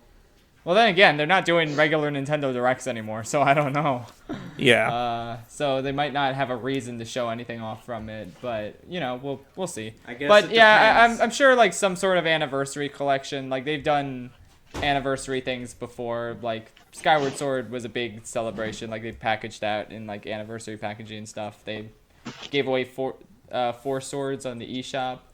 So like they might do something similar to Mario. There's not like as many things, but like maybe another compilation of old games or something. I don't know. I don't know. 3D All Stars was kind of lackluster, so I hope they try harder. Well, that was just a They straight probably port won't. job. Yeah, but we'll Which- see. Sonic's 30th anniversary. We know we're getting something. We just don't know what yet. Like they Golly. apparently like they're in press release saying new games, new merch. It's like okay, games plural. The Sonic movie So- 2. It's just Well, gonna that's- get Shadow dropped. No, that's next year. Gonna get Shadow the Hedgehog dropped. They should Fuck do yeah. a sequel Knuckles. series Yeah. to The Adventures of Sonic the Hedgehog. With Well, that's one thing that we do know is that Netflix accidentally announced something early that there is going to be a Sonic animated series on Netflix. Like they actually did officially announce that back in December, the day of the Game Awards. And then the tweet got deleted a couple minutes later because oops, fucksy wucksy, we weren't supposed to announce that yet. yeah, I just want Because all of Gosh Sega's darn. announcements last year got pushed back. They were originally gonna like start revealing stuff all throughout 2020 and have their big South by Southwest panel in March. Obviously, that didn't happen because of COVID, right. and they just haven't announced anything yet. Because Sega's been like pretty adamant on having Sonic be like have a big announcement events by itself. Like for the past couple years, ever since Mania, like with South by Southwest and that stuff, and they just really want to do their own thing, so we just still haven't gotten any word yet on what they're doing. Right. Like, there has to be something. There sure probably is going to be a mainline game. We don't know what else. Is it going to be like a remake? I don't know. A compilation? We don't know. All that's been shown off so far is Sonic and Puyo Puyo Tetris 2. I just want a sequel Wow. to Pingus. Pingas. Maybe That would they'll be get nice. a Sonic fighter in Smash. Who knows? Maybe they'll have Jim would- Carrey say in the sequel. Golly. Snooping as usual. A Sonic. I mean, if they had Please, Sonic, really- if they had Sonic You know, in it'd the be first really movie, cool if I could have the HD versions of Wind Waker and Twilight Princess in a double pack. Yeah, I'd be What- fine with oh, that. God. It'd be really cool if those were on a system people actually owned. Yeah. Yeah, it'd be cool if I could play any of the 3D Zeldas on the Switch, aside from Breath of the Wild. Like, Yeah. that'd be cool if any Hey. of them were on there. If any of Nintendo's classic games were available freely from the N64 and up. Wow, that would be amazing. But you know, that's Nintendo, ridiculous. let us buy things. Please. Anyway, though, let's see.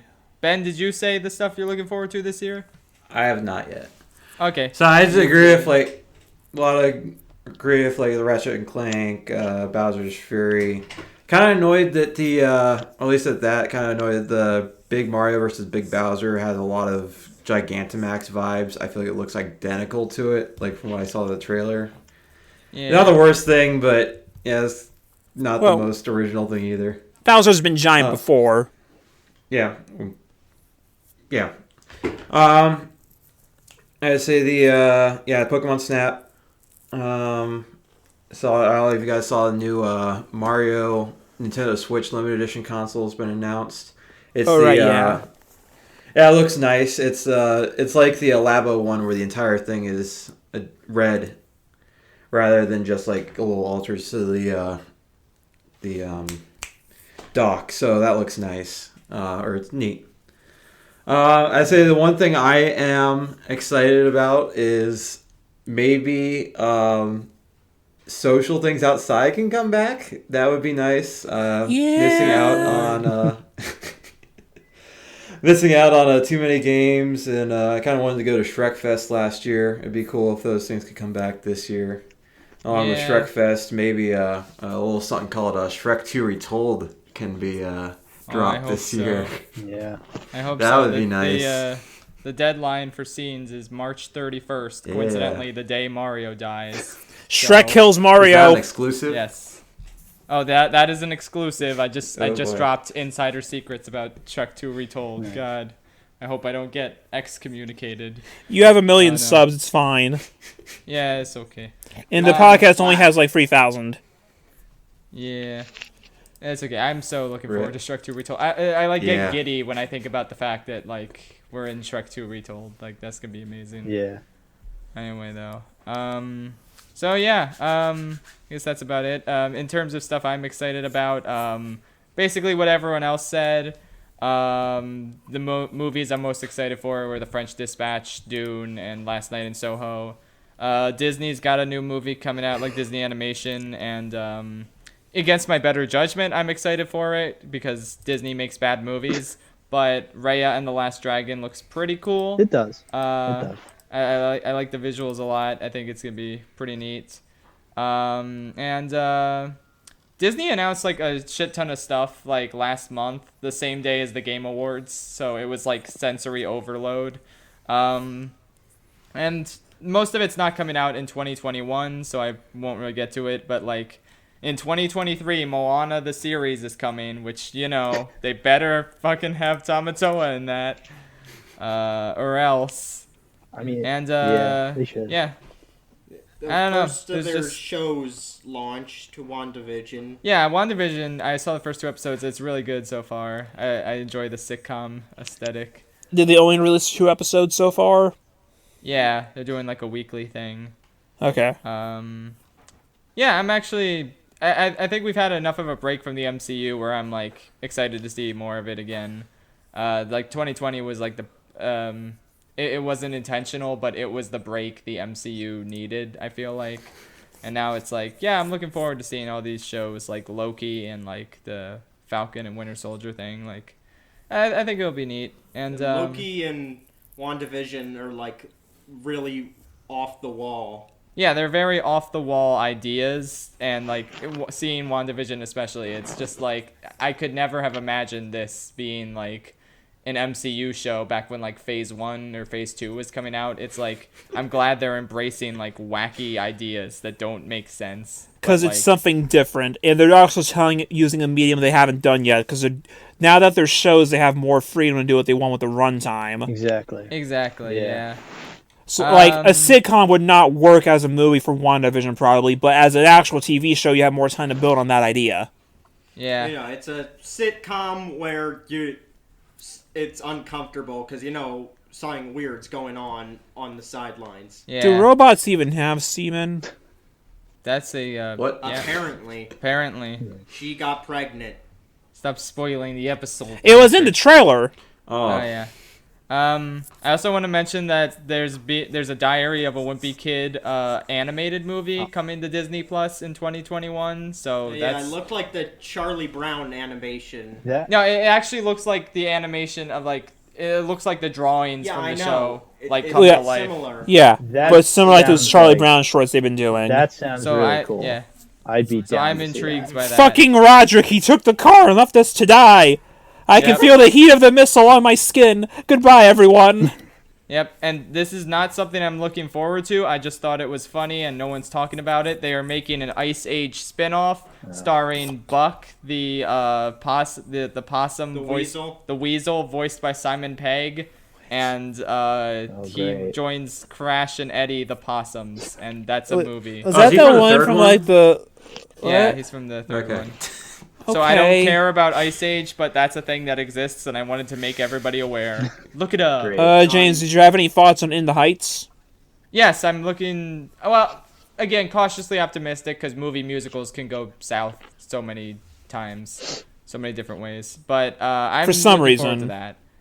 I'm excited to see Anthony Ramos as Usnavi, so we'll see that.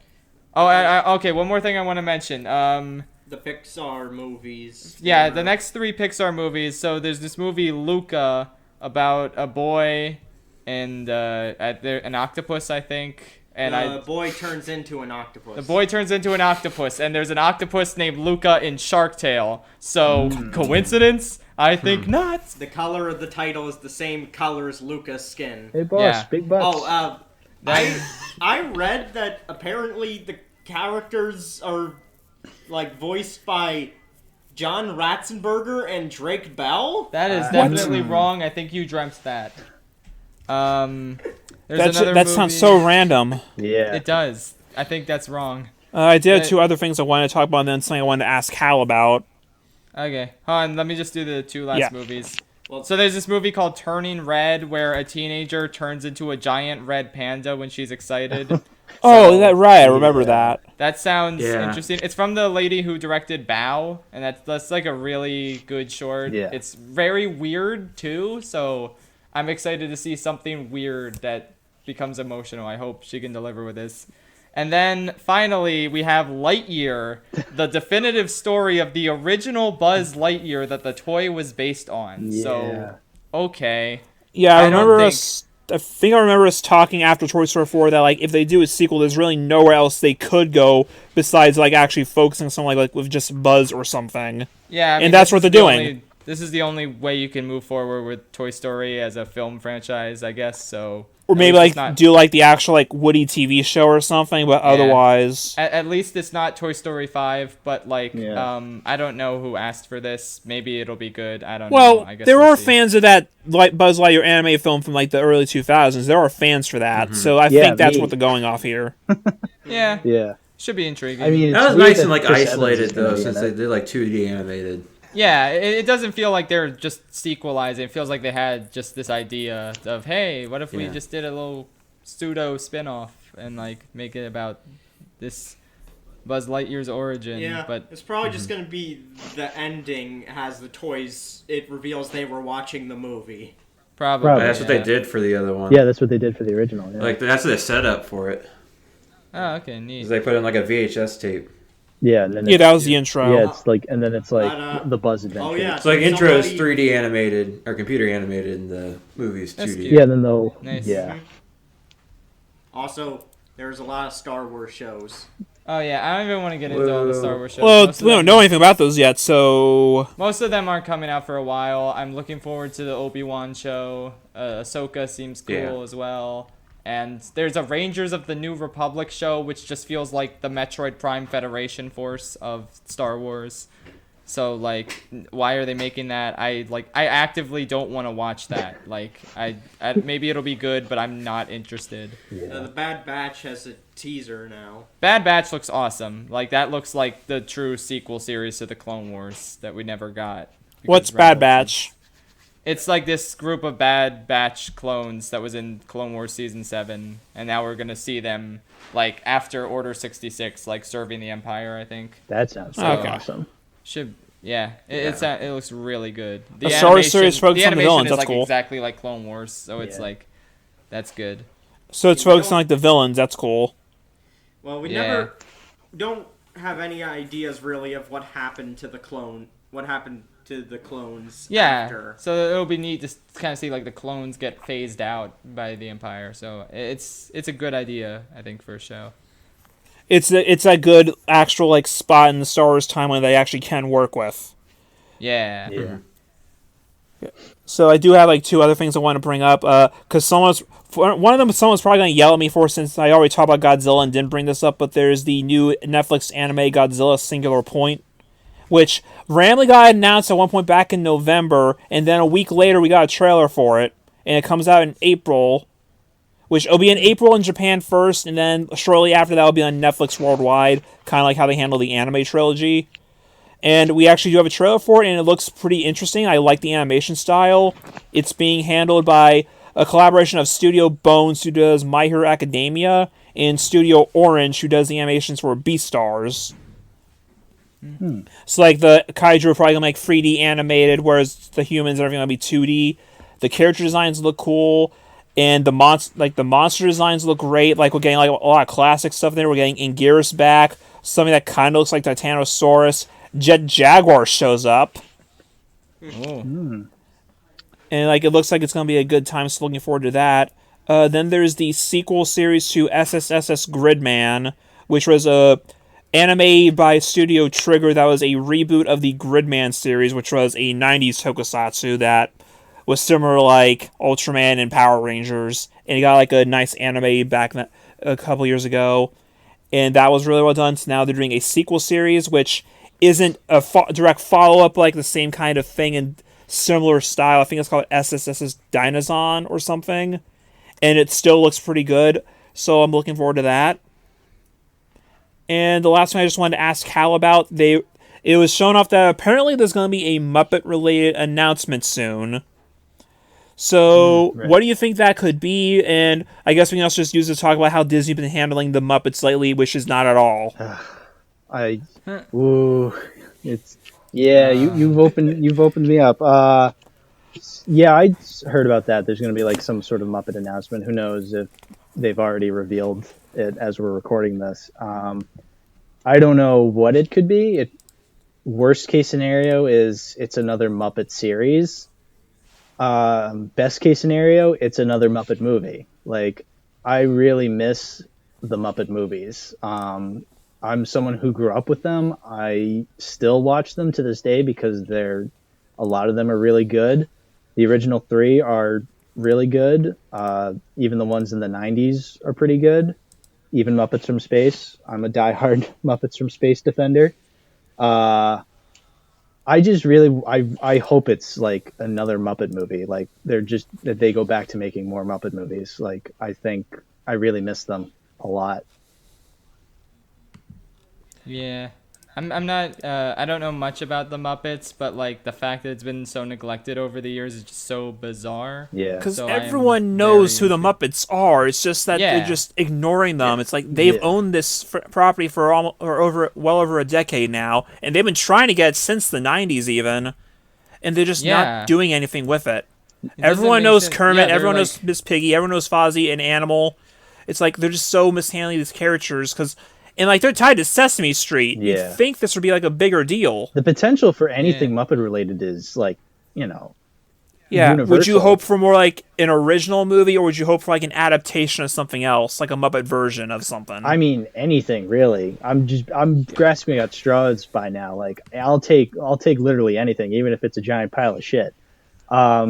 If it's an original movie, that I would prefer something along the lines of like the originals, like maybe like a road trip movie would be pretty cool. Maybe like a mystery, like The Great Muppet Caper, like that would be pretty cool. As for like maybe like an adaptation of something, maybe they could do that again, because I mean, we did get original stuff earlier in the decade with the Muppets and Most Wanted. So if they like went back to doing like adaptations of stuff like they did with Christmas Carol and Treasure Island, that'd be really cool. I don't know. I saw the Muppets and I enjoyed it. I have not seen Most Wanted. What are your thoughts on those two? Maybe it's so with the first Muppet movie from 2011. I've never been a huge fan of that one. I feel like and this is just a personal thing. I've just felt it was like a little more of like, it was kind of like grasping at nostalgia, where it's just like, oh, remember remember this, remember that, and it's just like it just didn't come across as that funny or that fun, to be honest. Like, That's fair. I mean, Like, I remember I enjoyed it, but I also Yeah. haven't seen it since then. I mean, I like it. I like it. I just don't love it. Like when I think of the Muppet movies I love, I think of like the original one from 1979. I think of Great Muppet Caper. I mean, I would probably even say Treasure Island. I would say Muppets from Space I like a lot more than I like the 2011 one. And you know, Muppets from Space is like the one that's notoriously hated. I mean, I say that, but like I don't think anybody even remembers that one. I mean, I have it because it's like in a two DVD pack with Muppets Take Manhattan. Yeah, that one. I mean, I claim it as like one of my favorites. I have it rated as like 5 stars on Letterboxd. That may be just because of nostalgia and ironic. But I do actually like that movie a lot. As for Most Wanted, I think I like Most Wanted a little more than the 2011 one, just because I just found it a lot funnier, and I just felt like it was a lot goofier. And I feel like when the Muppets are really goofy, I feel like that's what when they truly like feel like the Muppets, when they actually like embrace like the goofiness of their situation. And like that's what the Muppets was supposed to be, because like agree with that. you go back to the original Muppet Show. Craig died again, didn't he? He did, yeah. Because when you go back to like the Yeah, original Muppet Show, because Greg's fired. I've been trying to get more into the Muppets in the past year, because Yeah. I've been trying to get all the movies and watch them. And Yeah. like when you look back at that, the Muppets canonically were like a low budget variety show in universe, so having them be goofy fuckboys makes sense. Yeah, and I'm someone like, this is gonna sound really weird, but like I've never actually watched the original Muppet Show from the 70s. Like I've seen. I mean, as far as I'm aware, they only released the first 3 seasons on DVD. Season 4 and 5 are not available anywhere, so I'd imagine it's pretty difficult to find. It is very difficult to find, but even then, like I grew up a lot more with the movies. So like, you know, the Muppet movie, Muppets from Space, I was like watching like a lot as a kid. So like I grew up with that stuff more often. Now recording. Oh wow. So I'm more of a fan of. I've always been more of a fan of the movies anyway. So I guess like with this whole announcement thing, I'm kind of hoping it's another movie, because I feel like the Muppets in film have. I mean, obviously they've been used a lot. There's like 8 Muppet movies that have been released theatrically, and you know there's others that have been released on home video. Like there's direct to video Muppet movies from like the 2000s, which aren't great, but I don't know. I find them pretty funny. So Like, would you say there's no real bad Muppet movie? I have yet to see a Muppet movie that's legitimately awful. Maybe you could make the argument stuff like Kermit's Swamp Years and the Muppet Wizard of Oz are like bad, but maybe it's just me and my nostalgia goggles that like I don't mind them. So I mean, it has been a while since I've seen Muppet Wizard of Oz. I recently rewatched Kermit's Swamp Years, and I thought it was fucking hilarious. But again, maybe that's just like my nostalgia goggles on me. So I don't know. Probably not though. Like the Muppets, even at their worst, I feel like they have some entertainment value to them. So Yeah. yeah. Like, Because I've been trying to like finally watch a lot of the movies for the first time over the past year. And I think my favorite actually so far was like, aside from the original, I think my favorite was Treasure Island. yeah, Treasure Island. I think I'm surprised not a lot of people talk about that one. Muppet Treasure Island is really, really good. The scene of Kermit and Miss Piggy on the cliff, that was hilarious. Yeah, the It's face just he Kermit's makes, like, fucking face. when he's holding Miss Piggy. Yeah, exactly. Yeah, the Muppets. They're due for like, you know, a real look back and seeing just how good a lot of their stuff is. Yeah, because this has something that hasn't really been brought up much. Like, you're the Muppet guy of the group. I am. I'm the Muppet guy. I'm the Dark Crystal guy, because you know nobody else is. So I'm like, oh, I'll be the Muppet guy. So, and I mean, this is stuff I grew up with. So yeah, of course I'll be that kind of guy who if I have to be the one to spread awareness of these movies and stuff, then so be it. And like I've just seen like over the past year, like more people like just talking about the Muppets just because of their long absence at this point. Like, okay, not long, but like Yeah. the fact that they just haven't gotten anything in such a long time. It's like Yeah. these are beloved characters, and they just have gotten nothing lately. Yeah, I mean that's the thing. It's like even like a lot of people will pretend that like, you know, the Muppets are gone for long periods of time, which is one of the things I didn't really like about the 2011 movie was the way when people act like the Muppets have been gone for years, and it's like it's not When that they really haven't. they haven't. But... I mean, the funny thing is, like in the 2011 movie, they're like, "Oh, we haven't been together in 10 years," and it's like literally 2 years before that, there was a direct-to-video There's a direct-to-video movie of theirs called Muppets: Letters to Santa, and so I mean, it wasn't good, but like nobody watched it. Obviously, I've seen it because that's me. But like, so even, and it's the same thing with now, like, the last Muppet movie was in 2014 with Muppets Most Wanted. The last major thing the Muppets did was their ABC series, which I watched a couple of episodes of, and it wasn't terrible, but it wasn't anything amazing.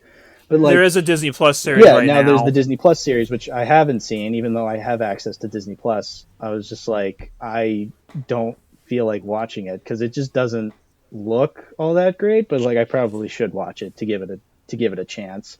I've seen 2 episodes of it. It's fine. Yeah, but that's the thing. It's like even when the Muppets are not in like the mainstream, like they're still doing stuff. Like ever since the series ended in like the ABC series ended in 2016. Like the Muppets have been doing like YouTube stuff. Like they have a YouTube channel, and I feel like that's where a lot of their effort has been going into. Like they've just been uploading like mini videos onto YouTube, and it's like, all right, fine, this is something. Like at least the puppeteers are getting work, but it's like that's not what the Muppets are about. Give them more to do. So like even if when they're not doing something major, they're doing something, but they're just not given attention when they should be. Because like these are beloved characters. Like these are iconic characters, and the fact that they're just getting treated like this because Disney doesn't see them as marketable as Star Wars or Marvel or any of their other stuff. I find that frustrating. Say what you will about how Disney's been handling Star Wars and Marvel to a degree. It's like they've handled the Muppets the worst out of the stuff they've acquired. That's why it pisses me off when in Wreck-It Ralph, when they go to like that ohmydisney.com and one of they go out of their way to show an attraction of the Muppets, and it's like, don't act cute, Disney. Like you've done nothing for them. Like you've done stuff, but you haven't done as much stuff as you have Marvel or Star Wars. That just pissed me off. I mean, I don't like Ralph Breaks the Internet anyway, but that was just another reason to not like it. Nobody does. Nobody does. Sonic the Hedgehog probably has more lines in the movie than Kermit the Frog, right? Probably. It's just, I don't think Kermit the Frog had any lines in the movie. Oh, hey, Wreck-It Ralph, you smell bad. yeah. Anyway, though. Yeah. All right. I hate to cut the Muppet discussion. No, that's short, my but we Muppet should rant. probably- That's fine. Yeah, this is going to be our longest episode. Yeah. Oh yeah, definitely. Oh yeah. That's okay though. Also, This is I do- good conversation. How I would recommend at least like season 2 of the Muppet Show is pretty good. It's been a while since I watched it, but it's worth a watch. Which show was that, Ben? The original Muppet Show season 2 is really good. Yeah, no, I think the rest of them are do. not as good. I really want to watch the original series. I mean, I've seen like bits and pieces of it on YouTube.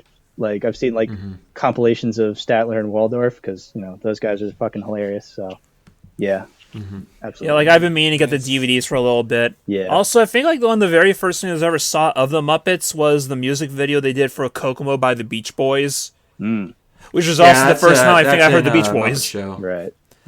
Aruba, Jamaica. Ooh, it's time for Smash Bros. Oh yeah. Yeah, one of the first YouTube videos So- I ever saw was their the Muppet Show or the Muppets version of Bohemian Rhapsody. Yeah, that's a famous A video. classic, yeah.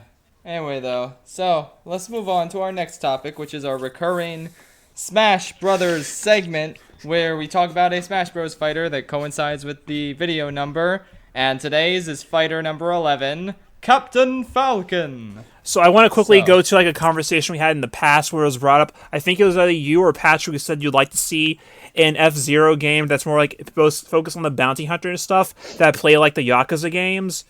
That was Yeah, something that guys something said, like right? that. So, okay, Or fun something fact. up- So, I think fun that's come fact. up twice. Fun fact.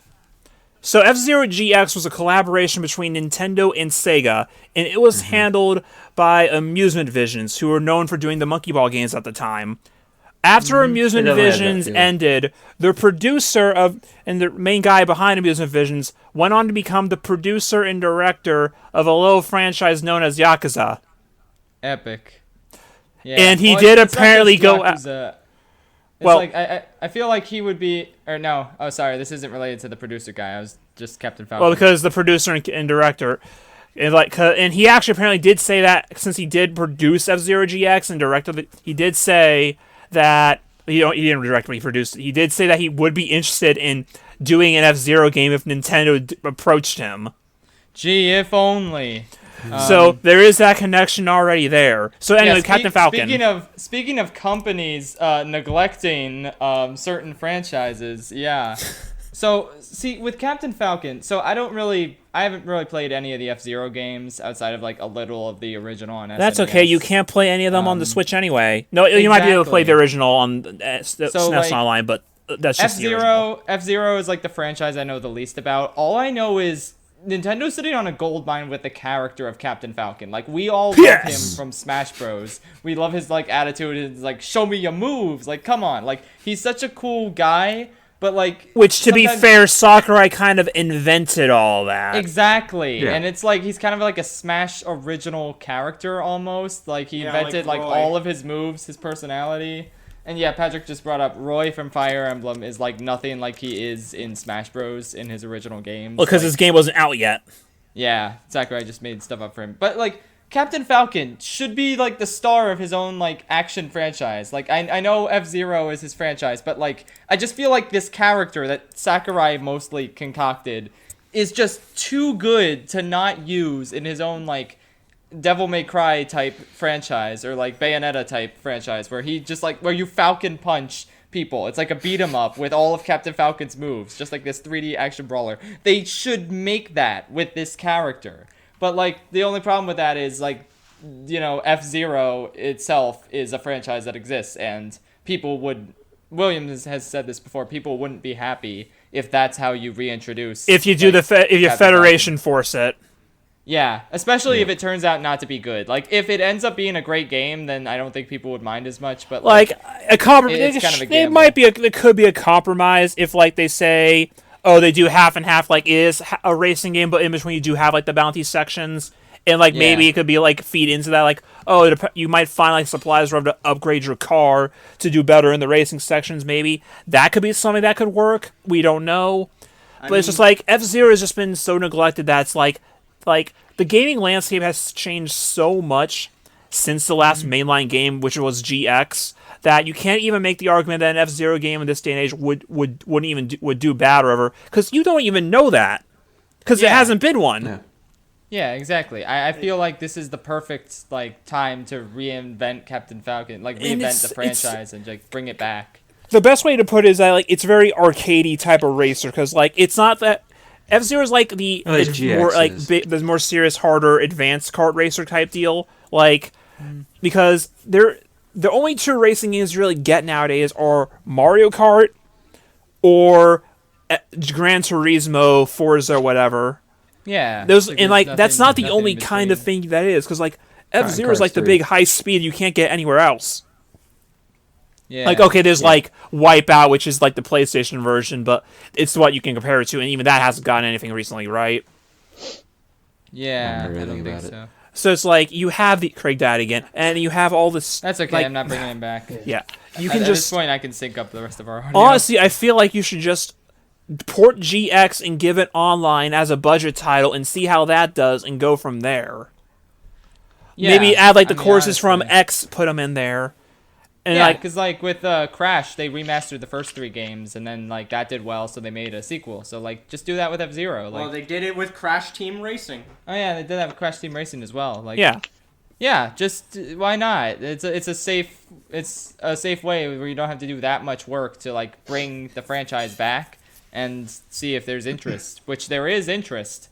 Yeah. And it can bring in new fans, because I want to It's- try an F-Zero game, but I can't because none are available on the Switch. Like, just give the hell, just go back into Sega and have them do something with it again, like last time. Yeah, just like outsource it to like another studio. Yeah. To, like, make the That's games. what they did with GX. They outsourced it to Sega, and it was the best one, apparently. Yeah, apparently. See, F-Zero has like a similar problem with ARMS, where they come up with such great character designs with kooky backstories, but you know, it's all about racing or just fighting. Yeah, and you don't get to see these characters. You just race them, and it's just I don't know. Which Okay, is wait. which is why you make more games. You do that, and then you can go explore that world more. Yeah. Which I like just the realized- Game Boy Advance F-Zero games have story mode, but I don't think they use. I haven't gotten too much into them, but they. So don't the GX, use the main GX also has characters. story mode, which I think Captain Falcon might act more like he does in Smash in those, because I know apparently he has like a theme song that plays during the end credits that actually does reference the Falcon Punch. Nice. Yeah, and it's like referenced in like an F-Zero anime, I believe. Yeah, there's the F-Zero anime, which apparently the only thing that you really need to see out of that is that last episode where he does the Falcon Punch. Yeah. Because Captain Falcon's not the main character, it's this other kid who just looks up to Captain Falcon. Okay. Yeah. I feel like we got off track. We just started. That might ranting be about who's in F-Zero, the- but like. Well, that's because Nintendo. that Game Boy is Captain Advance. Falcon. Because Captain Yeah. Falcon was made up for Smash Brothers, so there really isn't that much to talk about with just him. Yeah, exactly. Because it's just like Nintendo is just so frustratingly wasting him and his franchise that it's just like that they put all this work into back in the old days, and now they just haven't done anything with in over 15 or 16 years. But It's yeah, going on 20 at this point, James. So is it fair to Yeah. say that Captain Falcon is the Muppets of Nintendo? Yep. Probably. basically. Even though Star Fox are literal Muppets. Yeah. Yeah, okay, yeah. Star They Fox literally is I'd in say a Star similar Fox is position. probably better in that. Well, Miyamoto actually Yeah. likes Star Fox. because they is the keep thing. trying with it. They don't. They try the They- Muppets. They don't try with Captain Falcon. That's true. That's true. Yeah, they have at least tried with Star Fox and kind of failed. I say But- trying Well, quotation marks. There was an that attempt. Star Fox Zero failed in two ways. One, because the control scheme fucked everything up, and also because it was on the Wii U, so no one bought it, because no one bought the Wii U. And Yeah. 3, because it was just Star Fox 64 again. Yeah. With Okay, back yeah. Controls. Anyway, though, we don't have anything to say about Captain Falcon in his Well, games I mean, because we haven't played the games because if you Nintendo want- won't let us. I played X in the original, but that's it. Back in my youth, I've watched the cutscenes of F-Zero GX, and there are like character intros for every character, and they're like, watch them if you want to go on a fever dream. Well, I heard apparently those are actually like endings you get for like being the Grand Prix of all of them. Yeah. So not a lot of people saw them because apparently GX is also a really hard game, which that's the other thing. Yeah. Because F-Zero is like the hard mode game for like the older, more serious, dedicated crowd. You have Mario Kart, which like anyone can pick up and play, but then F-Zero is like the more hardcore one. It's the option that you might want because you might not always be in the mood for like the leisurely stroll of Mario Kart. You might want a more serious challenge. Yeah, and like I feel like there's a market for like hard games now. That's a niche Like, that's not being filled. Yeah. So it's like, and I don't know if Nintendo is like the right company to fill that niche because they're all about like accessible, family-friendly stuff. Again, But, that's like, why I'm saying like Sega or Capcom or something. Yeah, but like I don't know. I think it's worth them doing that. I think they can do that. I mean, Breath of the Wild is a game where you are gonna die a lot before you get good. Yeah. Yeah. And then Metroid is also pretty like, tonally different from everything else, but they don't really make Metroid games either. But Well, that's also being like retro. They have plenty of second parties that could probably do it. Like again, they have Retro Series doing Metroid. They officially bought Next Level Games. Have them do it because they're the guys behind Mario Strikers. Yeah, make a new Mario Strikers too. Anyway, so yeah, just make a new F-Zero. And in terms of Captain Falcon in Smash, though, I mean like He is he's Mr. Smash Bros. He is the definitive Also- Smash character. He is. It's like everything about him. I'm so impressed that Sakurai managed to come up with all that just by basing him off of like A comic book that was in a manual, and that's it. Yeah, and like he was only in Smash 64 because he was like they could put him on top of like the wireframe man that they developed for the prototype. So it's like he's lucky he got in, but like we're lucky to have him now. Well, It's I like- will say,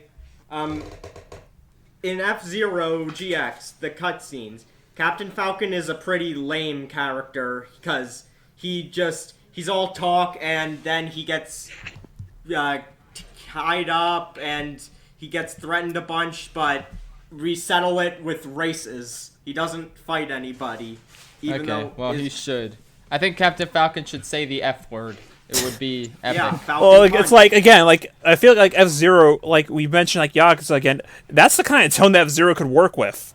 Yeah, Like have exactly. it be like '80s cheese, go all the way. Yeah, he would be perfect for that kind of like setting. It would be so cool, and he just beats up people with Falcon punches. Yeah. Just, Have I'm it be so Dark mad Speed that they don't Racer. yeah. Do you think? Do you think Captain Falcon should ever use his gun? And if Like- they do bounty hunting stuff, yeah. Yeah. In Smash, I get because not I don't know. I just feel like he's got 'Cause more interesting him being- combat stuff. him being like a bruiser type is his thing in Smash. Yeah, in Smash, I've always kind of liked playing as him, but I like Ganondorf better. I just like the power behind it, and that's an unpopular opinion, but I think Doria! a more powerful version of his moves. I was never that big a fan of super speedy characters that are hard to control, but it fits with what his franchise is, like a racing franchise. He's him in Smash is an extension of his car. The fact that he's super fast and everything. So it makes sense. I hate fighting him in online battles because Captain Falcons are often give off this try-hardy vibe when I'm fighting them, and they're just flipping all over the stage. Are they It's using the hard to gold hit them. costume? A lot of them are, yes. Yeah. I don't know. So he's annoying to fight sometimes, but yeah. overall he's a great inclusion in Smash, and obviously it wouldn't be Smash without him. Oh yeah, that's something I heard recently. Apparently, back in Melee, for whatever reason, all of Captain Falcon's alternate colors have different hitbox sizes for some reason. Oh, that's bizarre. Which means that so the green costume is apparently the best one because it has the smallest hitbox. That's not That's natural. bizarre. Yeah, That's weird, but whatever.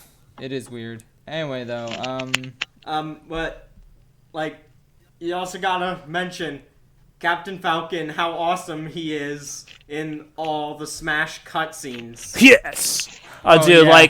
In when he Subspace fucking Emissary, murders the Pikmin. that was the Holy shit. funniest goddamn thing ever at that time. Why did he? Oh my god. I love his use in the Robin reveal trailer. That was so cool to get that just reveal. That was the coolest thing about it. And I was I was already a Fire Emblem fan, so I was excited to see Lucina and Robin. But the biggest hype moment was seeing Captain Falcon in that art style. Beating He's the a shit out fucking of him. villain. I know, it was so cool. I wish Smash did more of those where they put different characters in certain art styles of different games. Well, I feel like they don't really do that as much as just doing that in CG. I think the reason they're doing it now with just the one style in the CG right now is because it's cheaper. Because those were all done by different studios, whereas now Yeah, they're probably makes just having sense. one studio do it because they don't have as much of a budget for this right now. Yeah. Because you That have to makes figure all this stuff costs money. That's why I feel like after the main game for Smash Bros. Came out, all the DLC trailers were just in-engine. Because they didn't have a budget anymore for this. They just had to do what they had.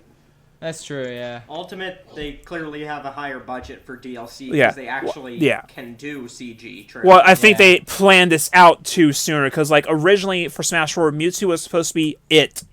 And then they Yeah. just did more anyway. Whereas And this, the I think... fighter ballot, they wouldn't really have had time to make a CG thing for Bayonetta either. Whereas with this, it's just they knew from day one they were going to have a DLC. Yeah. So they probably Well, that makes allocated that for that. Plus, the Switch is just doing better than the Wii U, so they just have more money in general right now. For sure, yeah. Anyway, though, so yeah, anyone else have any thoughts about Captain Falcon before we continue Yes! on? No.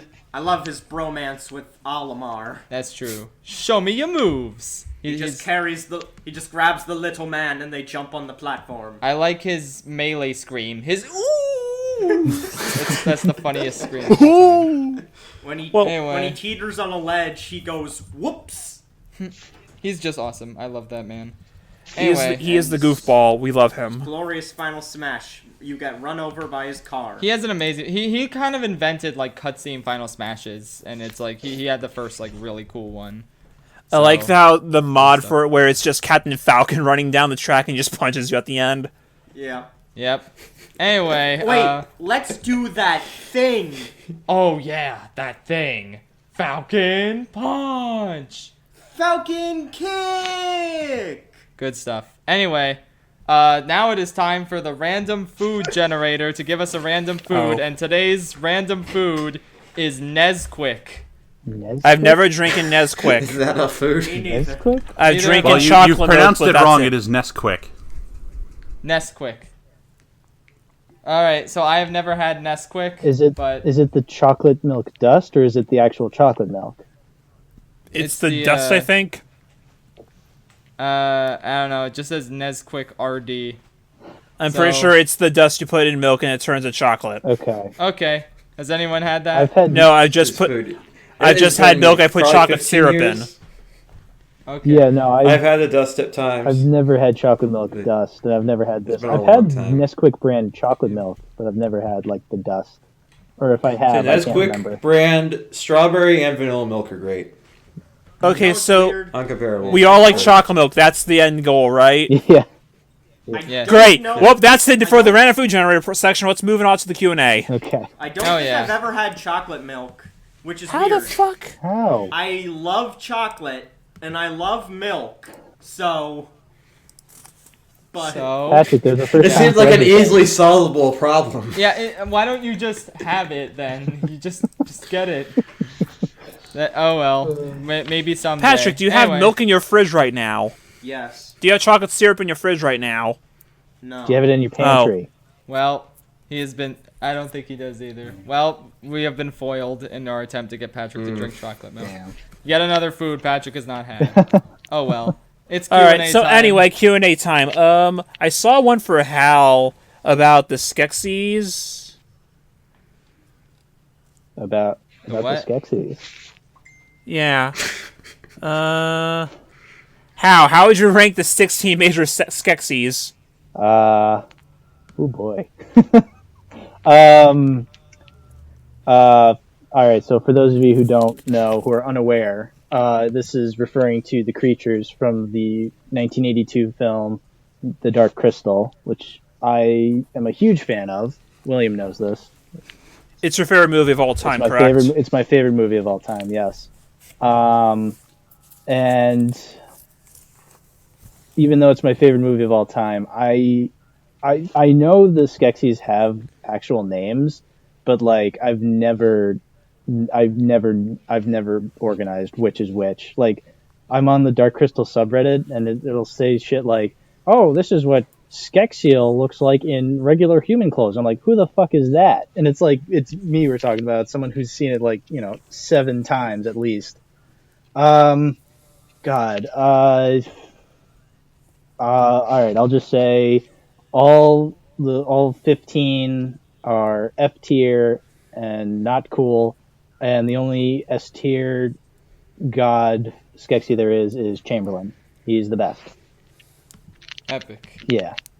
And then the Just, same person asks, why haven't the rest of y'all, besides how watched Dark Crystal and Age of Resistance? Trick question. I have seen Dark Crystal, and I've seen parts of Age of Resistance. I haven't finished it, but I saw the first couple episodes. I would recommend I watched, Age of Resistance. I saw the Nintendo Switch game adaptation for it. Yeah. which is just the Final Fantasy trailer. Tactics for some reason. Yeah, I have to get to it. I have a large backlog. Yeah.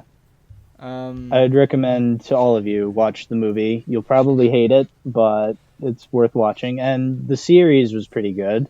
Well, why do you think they wouldn't like it, though? It's very weird. It's a very strange movie. It's the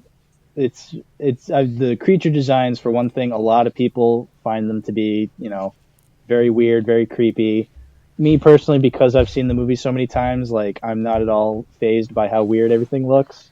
But Well, I feel like that's also part of the appeal, too. Like, yeah, Yeah. it does look more out there, but that's kind of the point. yeah, and it is also it's a little boring at times. But like again, as someone who's seen it a million times, like I don't find it all that boring. I think it's a really nice fantasy movie. It's really good. It's from 1982, which is a surprisingly great year for movies. If you actually look at all the movies that came out that year, there's a lot of really great stuff.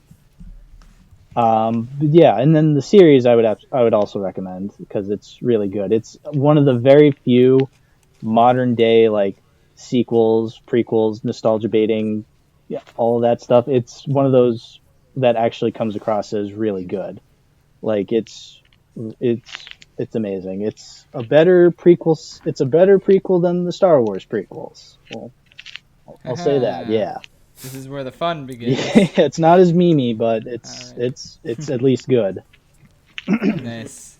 All right. Let's see. Sebus Sick- M482 wants to know, why doesn't she love me? Oh damn! I don't know. I don't know. Did you talk about sand with her? Yeah, if you talk about sand, then she'll love you. This could be epic. I just found I'll write that what I down. can call the greatest question ever. Have you boy. ever smoked crack? Not personally. I can say No, but I've stepped. I have never smoked crack. I've seen Bob Saget suck dick for crack, though. Damn.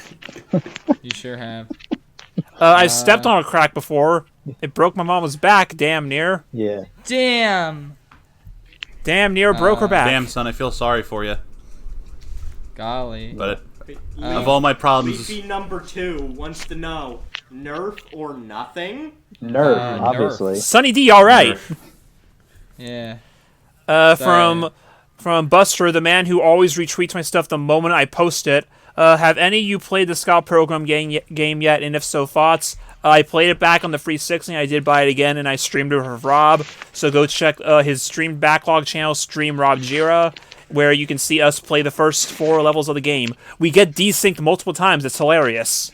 Damn. I played like 30 minutes of it last night. I didn't get past the first stage because I lost all my lives. Because it was hard at. I am gonna say it's based around the Kunio-kun River City games, so it's a beat 'em up with RPG elements. As you level up, you do unlock more moves and get some more health.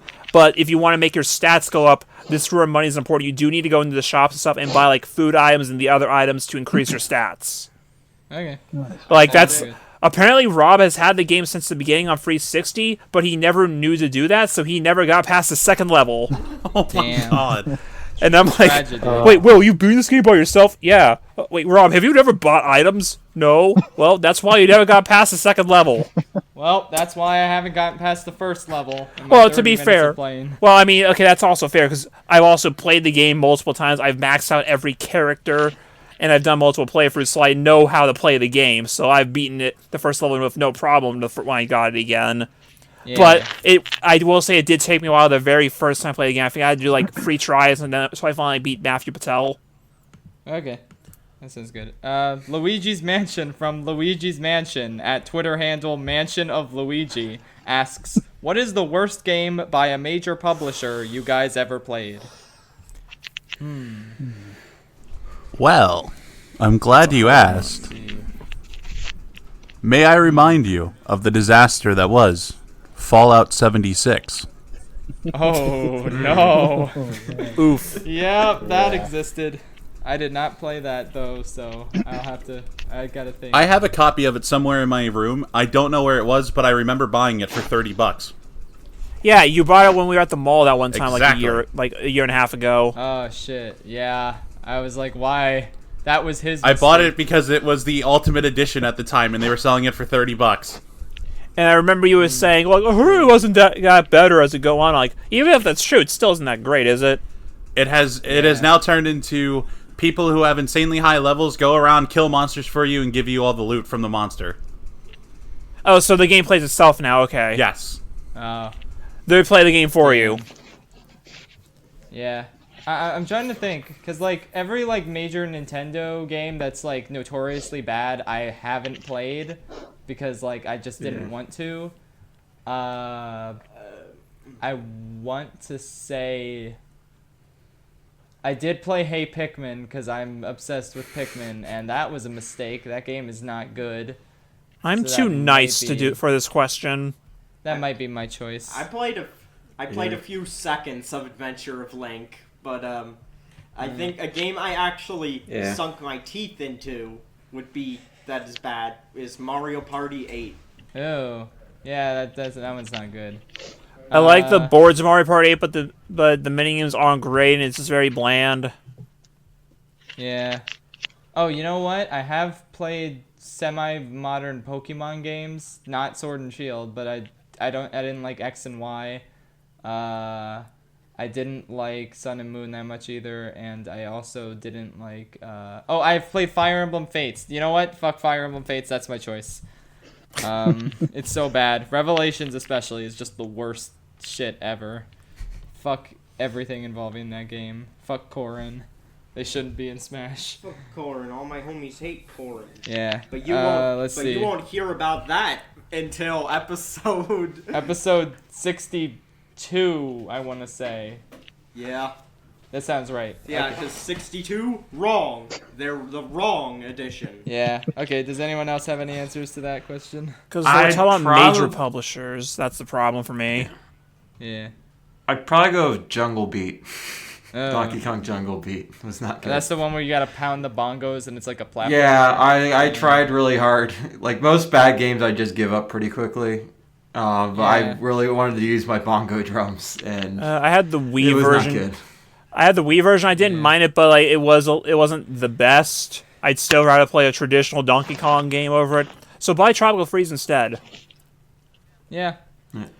It's like I said Donkey Konga is fun for what that's worth. I guess more like a games that disappointed me more so.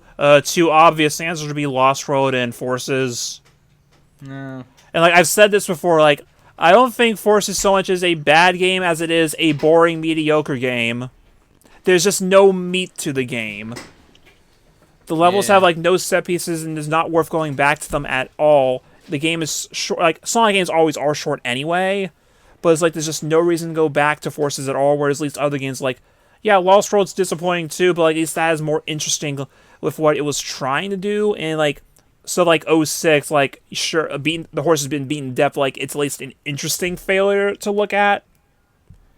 And like so, like Black Knight, like I think Black Knight is perfectly fine. This is again very much the most average game I've ever played. But like even then, it's like a wacky idea. Sonic goes to King Arthur and it has great music and some great character stuff in there. Forces just has nothing. Yep. But don't forget, together we can show the world what we can do. You're next to me and I'm next to and you. I'm next to you. Push me on Yep. through until the battle's won. Heck yeah. Don't worry, that song will be in my next the video I'm gonna make eventually. Don't worry. Epic. Okay, let's see. What other questions? Noah Conrad has a really good one, James. Pin wants Yeah. to... Oh, Chris, go first. James, what did you think of Cuphead? Cuphead is awesome. Yes. Yeah, me and Chris Yes. played a bit of that back in the day. I would later play that with my friend Jonathan. I think we beat it, but mostly because he was so much better than I was, so he kind of carried me to the end. And yeah, Cuphead is an awesome game. It's very difficult. I could never beat it single player, but yeah, I'm up I to love the it. robot boss, which I think I hear is like the hardest boss in the game anyway. I think the B might be the hardest boss. I if thought No, it was I beat the bee just fine. Oh, fuck the dragon. Like the I dragon's annoying, but I think the flower is the hardest boss, you guys. Okay, shut the fuck up. I could never got past that one. Oh no. well, the Doctor Robot fight is like one of the side-scrolling shoot 'em up levels in the plane, and it's just there's so much going on there.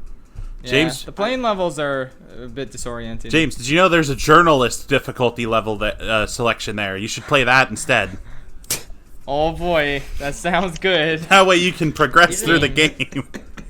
Hooray! The worst boss is obviously the 2D level. Oh, the levels are pretty hard, yeah. Oh man. Anyway though. Hey, Pin wants to know who's your favorite Phantom Thief. Makoto. Yeah, I know. Well, yeah, you. But you'll be happy to know my favorite's the one on your thumbnail. I mean, profile picture. Foot. Foots. Say her full name so the audience can be clarified because they don't see this profile picture. Foot. Dojima. So Fuck all you. I see in James's profile picture is the dad from Inside Out wearing a shiny T-shirt. Okay. Oh yeah, the guy who made the profile pictures right now is in the call. How you doing? Oh yeah. Yeah. Epic. He's the guy who made our Twitter profile pics right now. Yep. Yeah. I made him as a Good joke. I didn't think you'd actually I use love them. them. They're just amazing. I don't know Chris why started everybody it. followed my trend of using it. Yeah. It was funny. It was. Uh, Anyway, Old Man Fudge a Leg asks, any of you guys played Hollow Knight? Yes, I have. I've sunk like 20 hours into it. It's really, really good. And I don't even like Metroidvanias that much, but I'm really into this one. It's just so cool. Visually neat, and the gameplay's fun. How about everyone else? I haven't gotten to it. I would like to play it, but just haven't got to it. Yeah. I probably put in about 5 hours. I'd say the same thing you said. Yeah.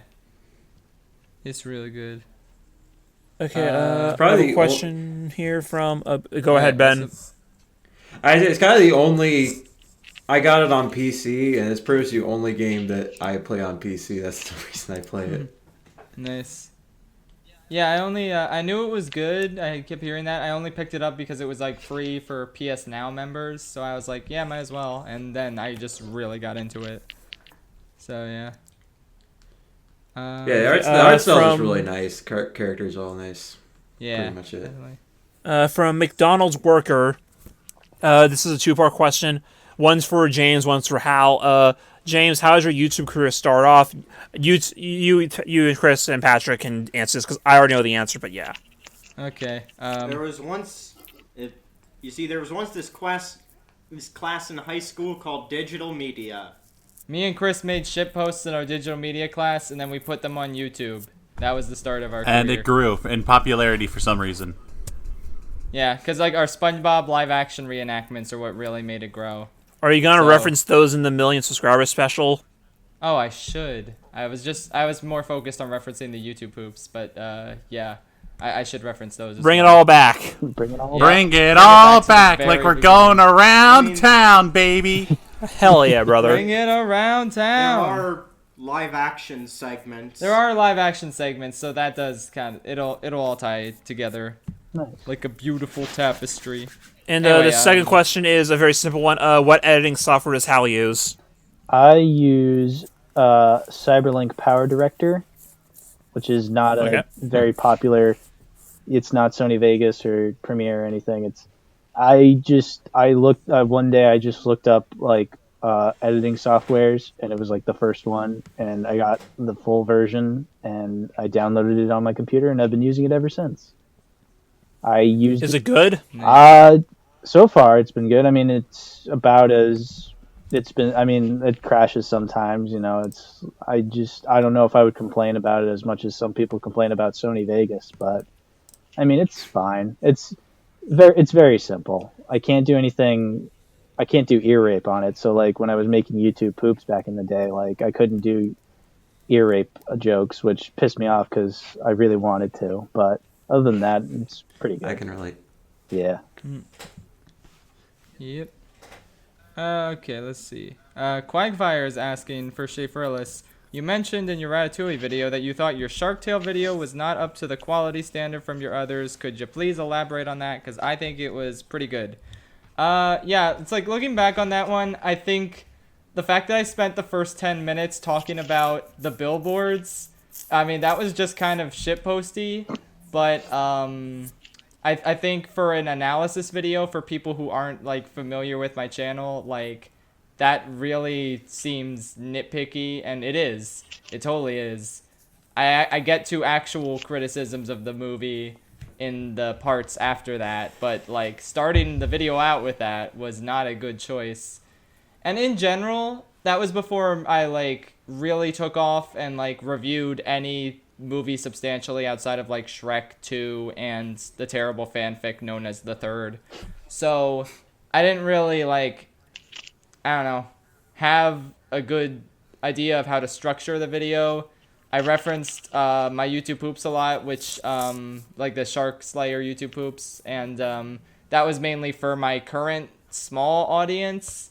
And as it turned out, as the video like became more and more popular, it became clear that the references were a little too niche, and it didn't make sense for most people. You had the mindset that you still had 30,000 subscribers when the reality was you had 200,000. Yeah, I had like 200,000 at that time, and I was like, who cares? I didn't think it through. Yeah. And it's like the original Shrek reviews I did don't really have the same problems, which is why I consider them, like, I think they've held up pretty well. But, Shark Tale 1 could have been better. It was a transitional I think, time. Yeah. Yeah. And like I remember you also like struggling with like the subjectivity and objectivity, where like you like the movie even if it's bad and stuff like that. Like I feel like you were struggling a little with that. Yeah, I couldn't like take a firm stance on the movie and whether I enjoyed its terribleness or didn't. And it's like now I can confidently say that I enjoy its terribleness, but like yeah, Right. you were trying to don't play know. both fields.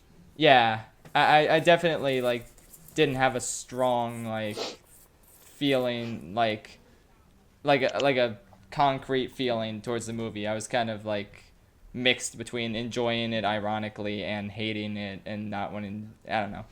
So yeah, it was just a very mixed review that like could have been better. That's fair to say. So yeah. I think we can all agree, though, your video on it is better than the Nostalgia Critics video on it. Yes, I can agree, and I have not watched it. I have. But, It's not good. It's not. Is it just Will Smith fish for an hour? I mean, yeah, he does make jokes where he's just like, "Oh, I'm terrified of the Will Smith fish," and like me watching it, I'm like, I've seen Shark Tale a lot, and I helped edit. I didn't help edit this one. No, that's a lie. But I've seen like James's video, so like I'm kind of used to Will Smith fish at this point. So like I wasn't. Yeah. But I mean, you know. So. It's like with the Cats movie. Me and James were used to the way the cats looked by the time we even got in the theater, so that didn't matter to us at that point. Yeah. Yeah, it's just Now the cockroaches, on the other hand, but yeah. Oh Lord. Yeah, no, that video. It's just that video is just a case of we get it. He makes the exact jokes you expect he's gonna make. he made the same Yeah. jokes he made in the DreamWorks Ueri videos from like almost a decade ago. Yeah. Is that kind of what it is? I mean, it's been a while since I've seen the DreamWorks Ueri video on Shark Tale of his. I've seen James's YouTube poop on it more, I think, because I just thought it was funnier. But Because the farm is being closed down. yeah, Oh, so man. but That was a- I wouldn't be surprised if he was just recycling jokes. So Yeah, I know he did that with like the Lion King Nostalgia Critic review, like the original animated movie. Like he just said the exact same things he did in his Disney I December. mean, the one just where he stretched hand out. draws the Which Oh I God. I feel like a problem is like, so how has your bad. opinion not changed in that amount of time? Because that's been like 10 years at that point. yeah, Yeah. It's like you'd think you would have something new to say after all these years, but no. and even if he same does have shit. something new to say, like he just doesn't express it in any interesting way. That's the thing. Like that's the main problem with his modern videos is like he doesn't say anything that like we haven't heard before when talking about these movies. Yeah. It's like, all right, like yeah, Shark Tale is a shitty movie, like we get that, but like can you give us any interesting way of talking about that? And he really doesn't. Yeah. Nope. Will Smith fish. What, get it? Will Smith fish. Oh, it's like He's a Whoa. terrible person. Whoa. oh whoa, Will Smith fish. Oh no. Yeah. oh Anyway. ugly. Farm is being closed down. Damn. But God himself will save us, played by Eddie Murphy. Yeah, isn't that fitting It's okay. casting? Yeah. Don Lino for Smash. Exactly. Anyway. There's this giant turtle. James yeah. has seen every Oscar movie, including Shark Tale. Correct. Because his name is Oscar. I get it. Comedy Gold. I mean, look at that. Anyway, thing. It's so fucking obviously a anyone turtle. have any like last questions they'd like to answer? Nothing sticking out to me really. Art Okay. got to. I got one from Because DS was like, "Is the Disney's 2000 marathon going well?" And then Art said he already finished. That is true. That was the answer. Yep. Anyway, what were you saying, Ben? Linkit Hart asks best donkey video. Ooh.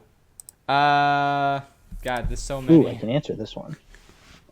I personally really like his comedy video where he's playing that like online stand-up The video. comedy night. Yeah, Oh, yeah. that one. It's a classic. That's yeah, that's Spaghetti and meatballs. that was probably one I was introduced to Donkey. Like I might have seen a couple of videos before that, but that one I was just like, yeah, this guy's hilarious.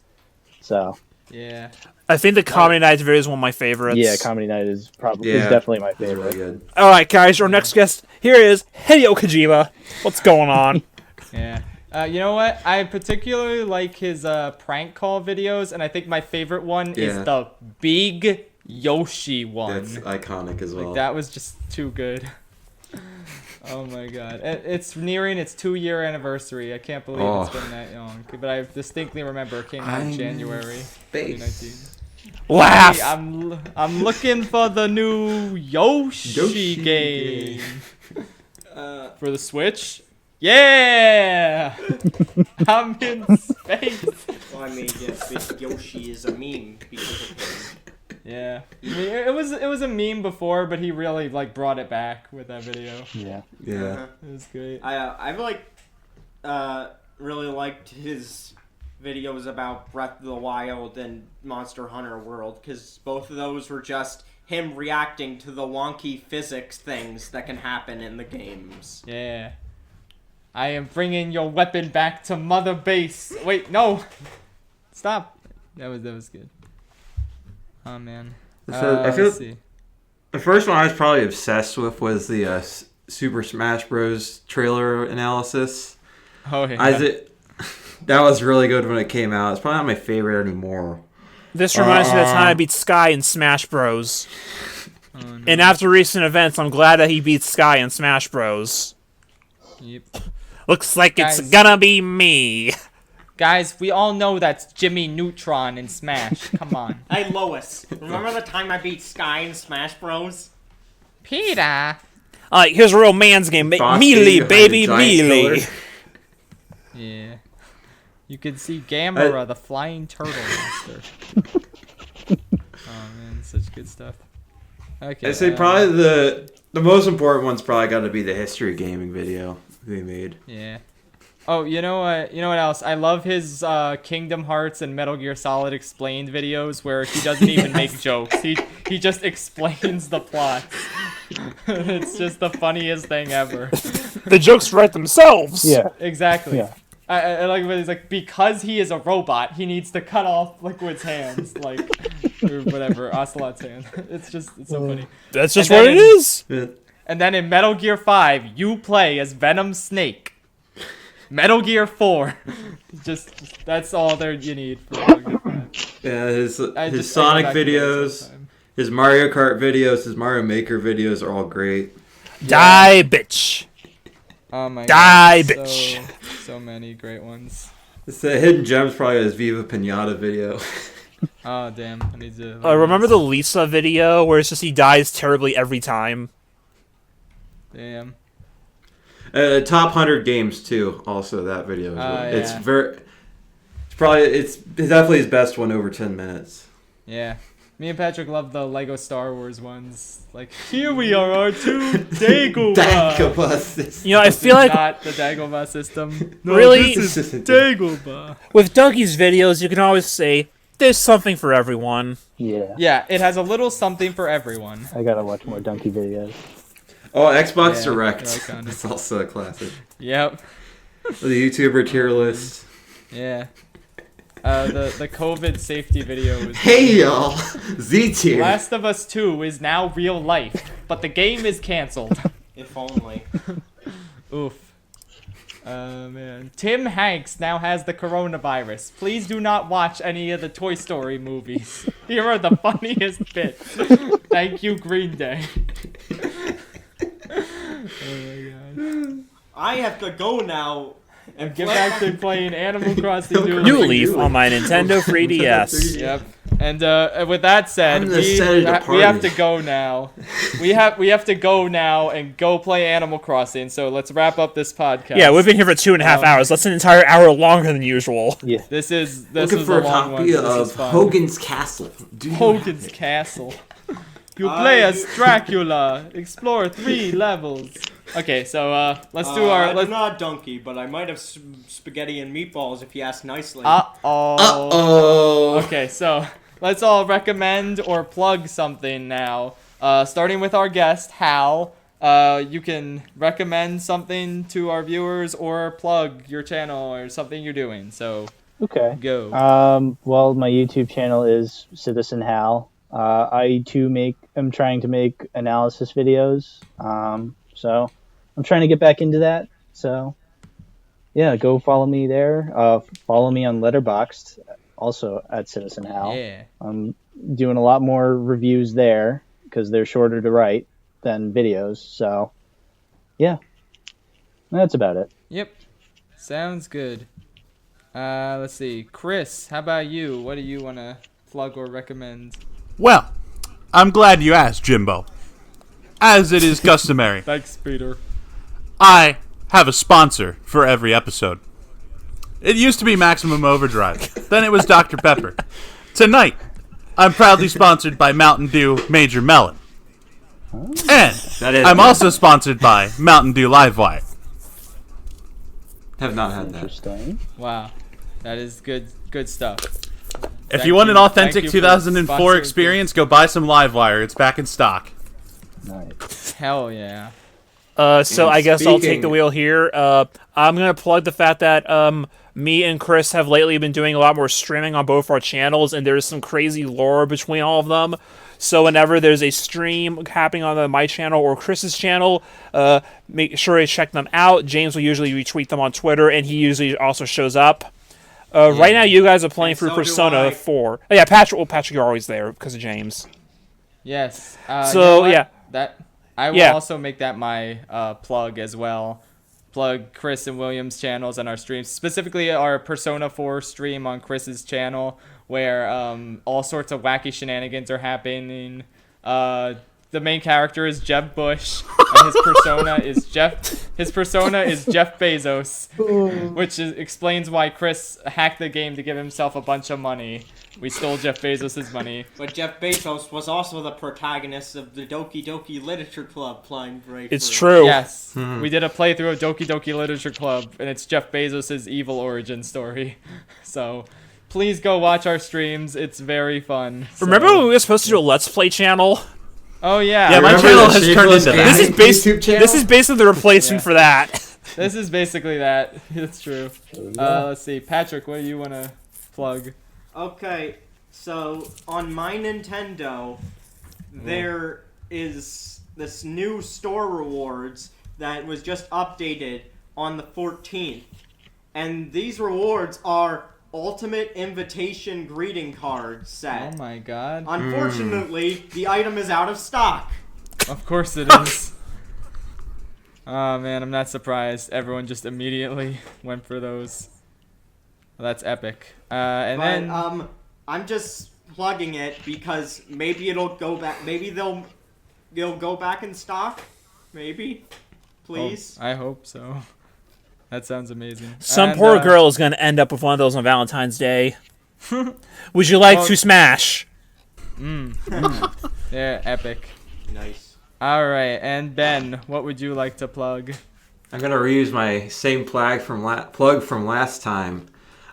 We had some delays from COVID, but the Sprite Cranberry Cook-Off should be out before this podcast is out. Nice. So Nice. go watch that on my channel on College Swine Alright. Studios. It'll be like 25 minutes long.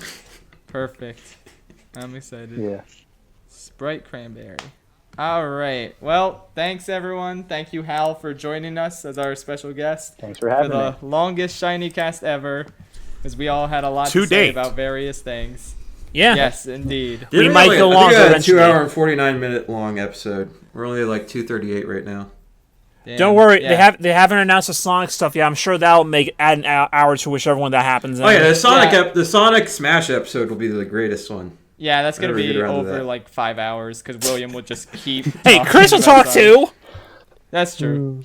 I think we all have a lot to say about Sonic, so we're We'll all bring a guest That is That'll going help to be with the things. greatest episode of ShinyCast. indeed. in like 2 years from Okay. now. We're I was gonna- wrong. We've we're not gonna exceeded 2 hours have yet. Ben Schwartz guest star. Ben Schwartz. Yes, there we go. I mean, you might be at 2 million subs by that point. Maybe, I don't know. The second million comes faster than the first million. Probably, yeah. But even so, Sonic will be epic. That one's just gonna be called ShinyCast episode 30, whatever. Sonic. The one where we talk about Sonic. Just So Sonic in all lowercase. I hope you join us then for episode 30 something, and ignore all the episodes in between. That's the only important episode, is the Sonic one. So see you guys in 20 episodes later for the Sonic episode. Thank you. Bye, Dad. Have a good one, y'all. Theoretically, Yeah, bye. that'll Yep, be bye, out bye. in Bye, bye. 2023. It'll be out in 2023 probably. Okay, bye. Bye. Bye.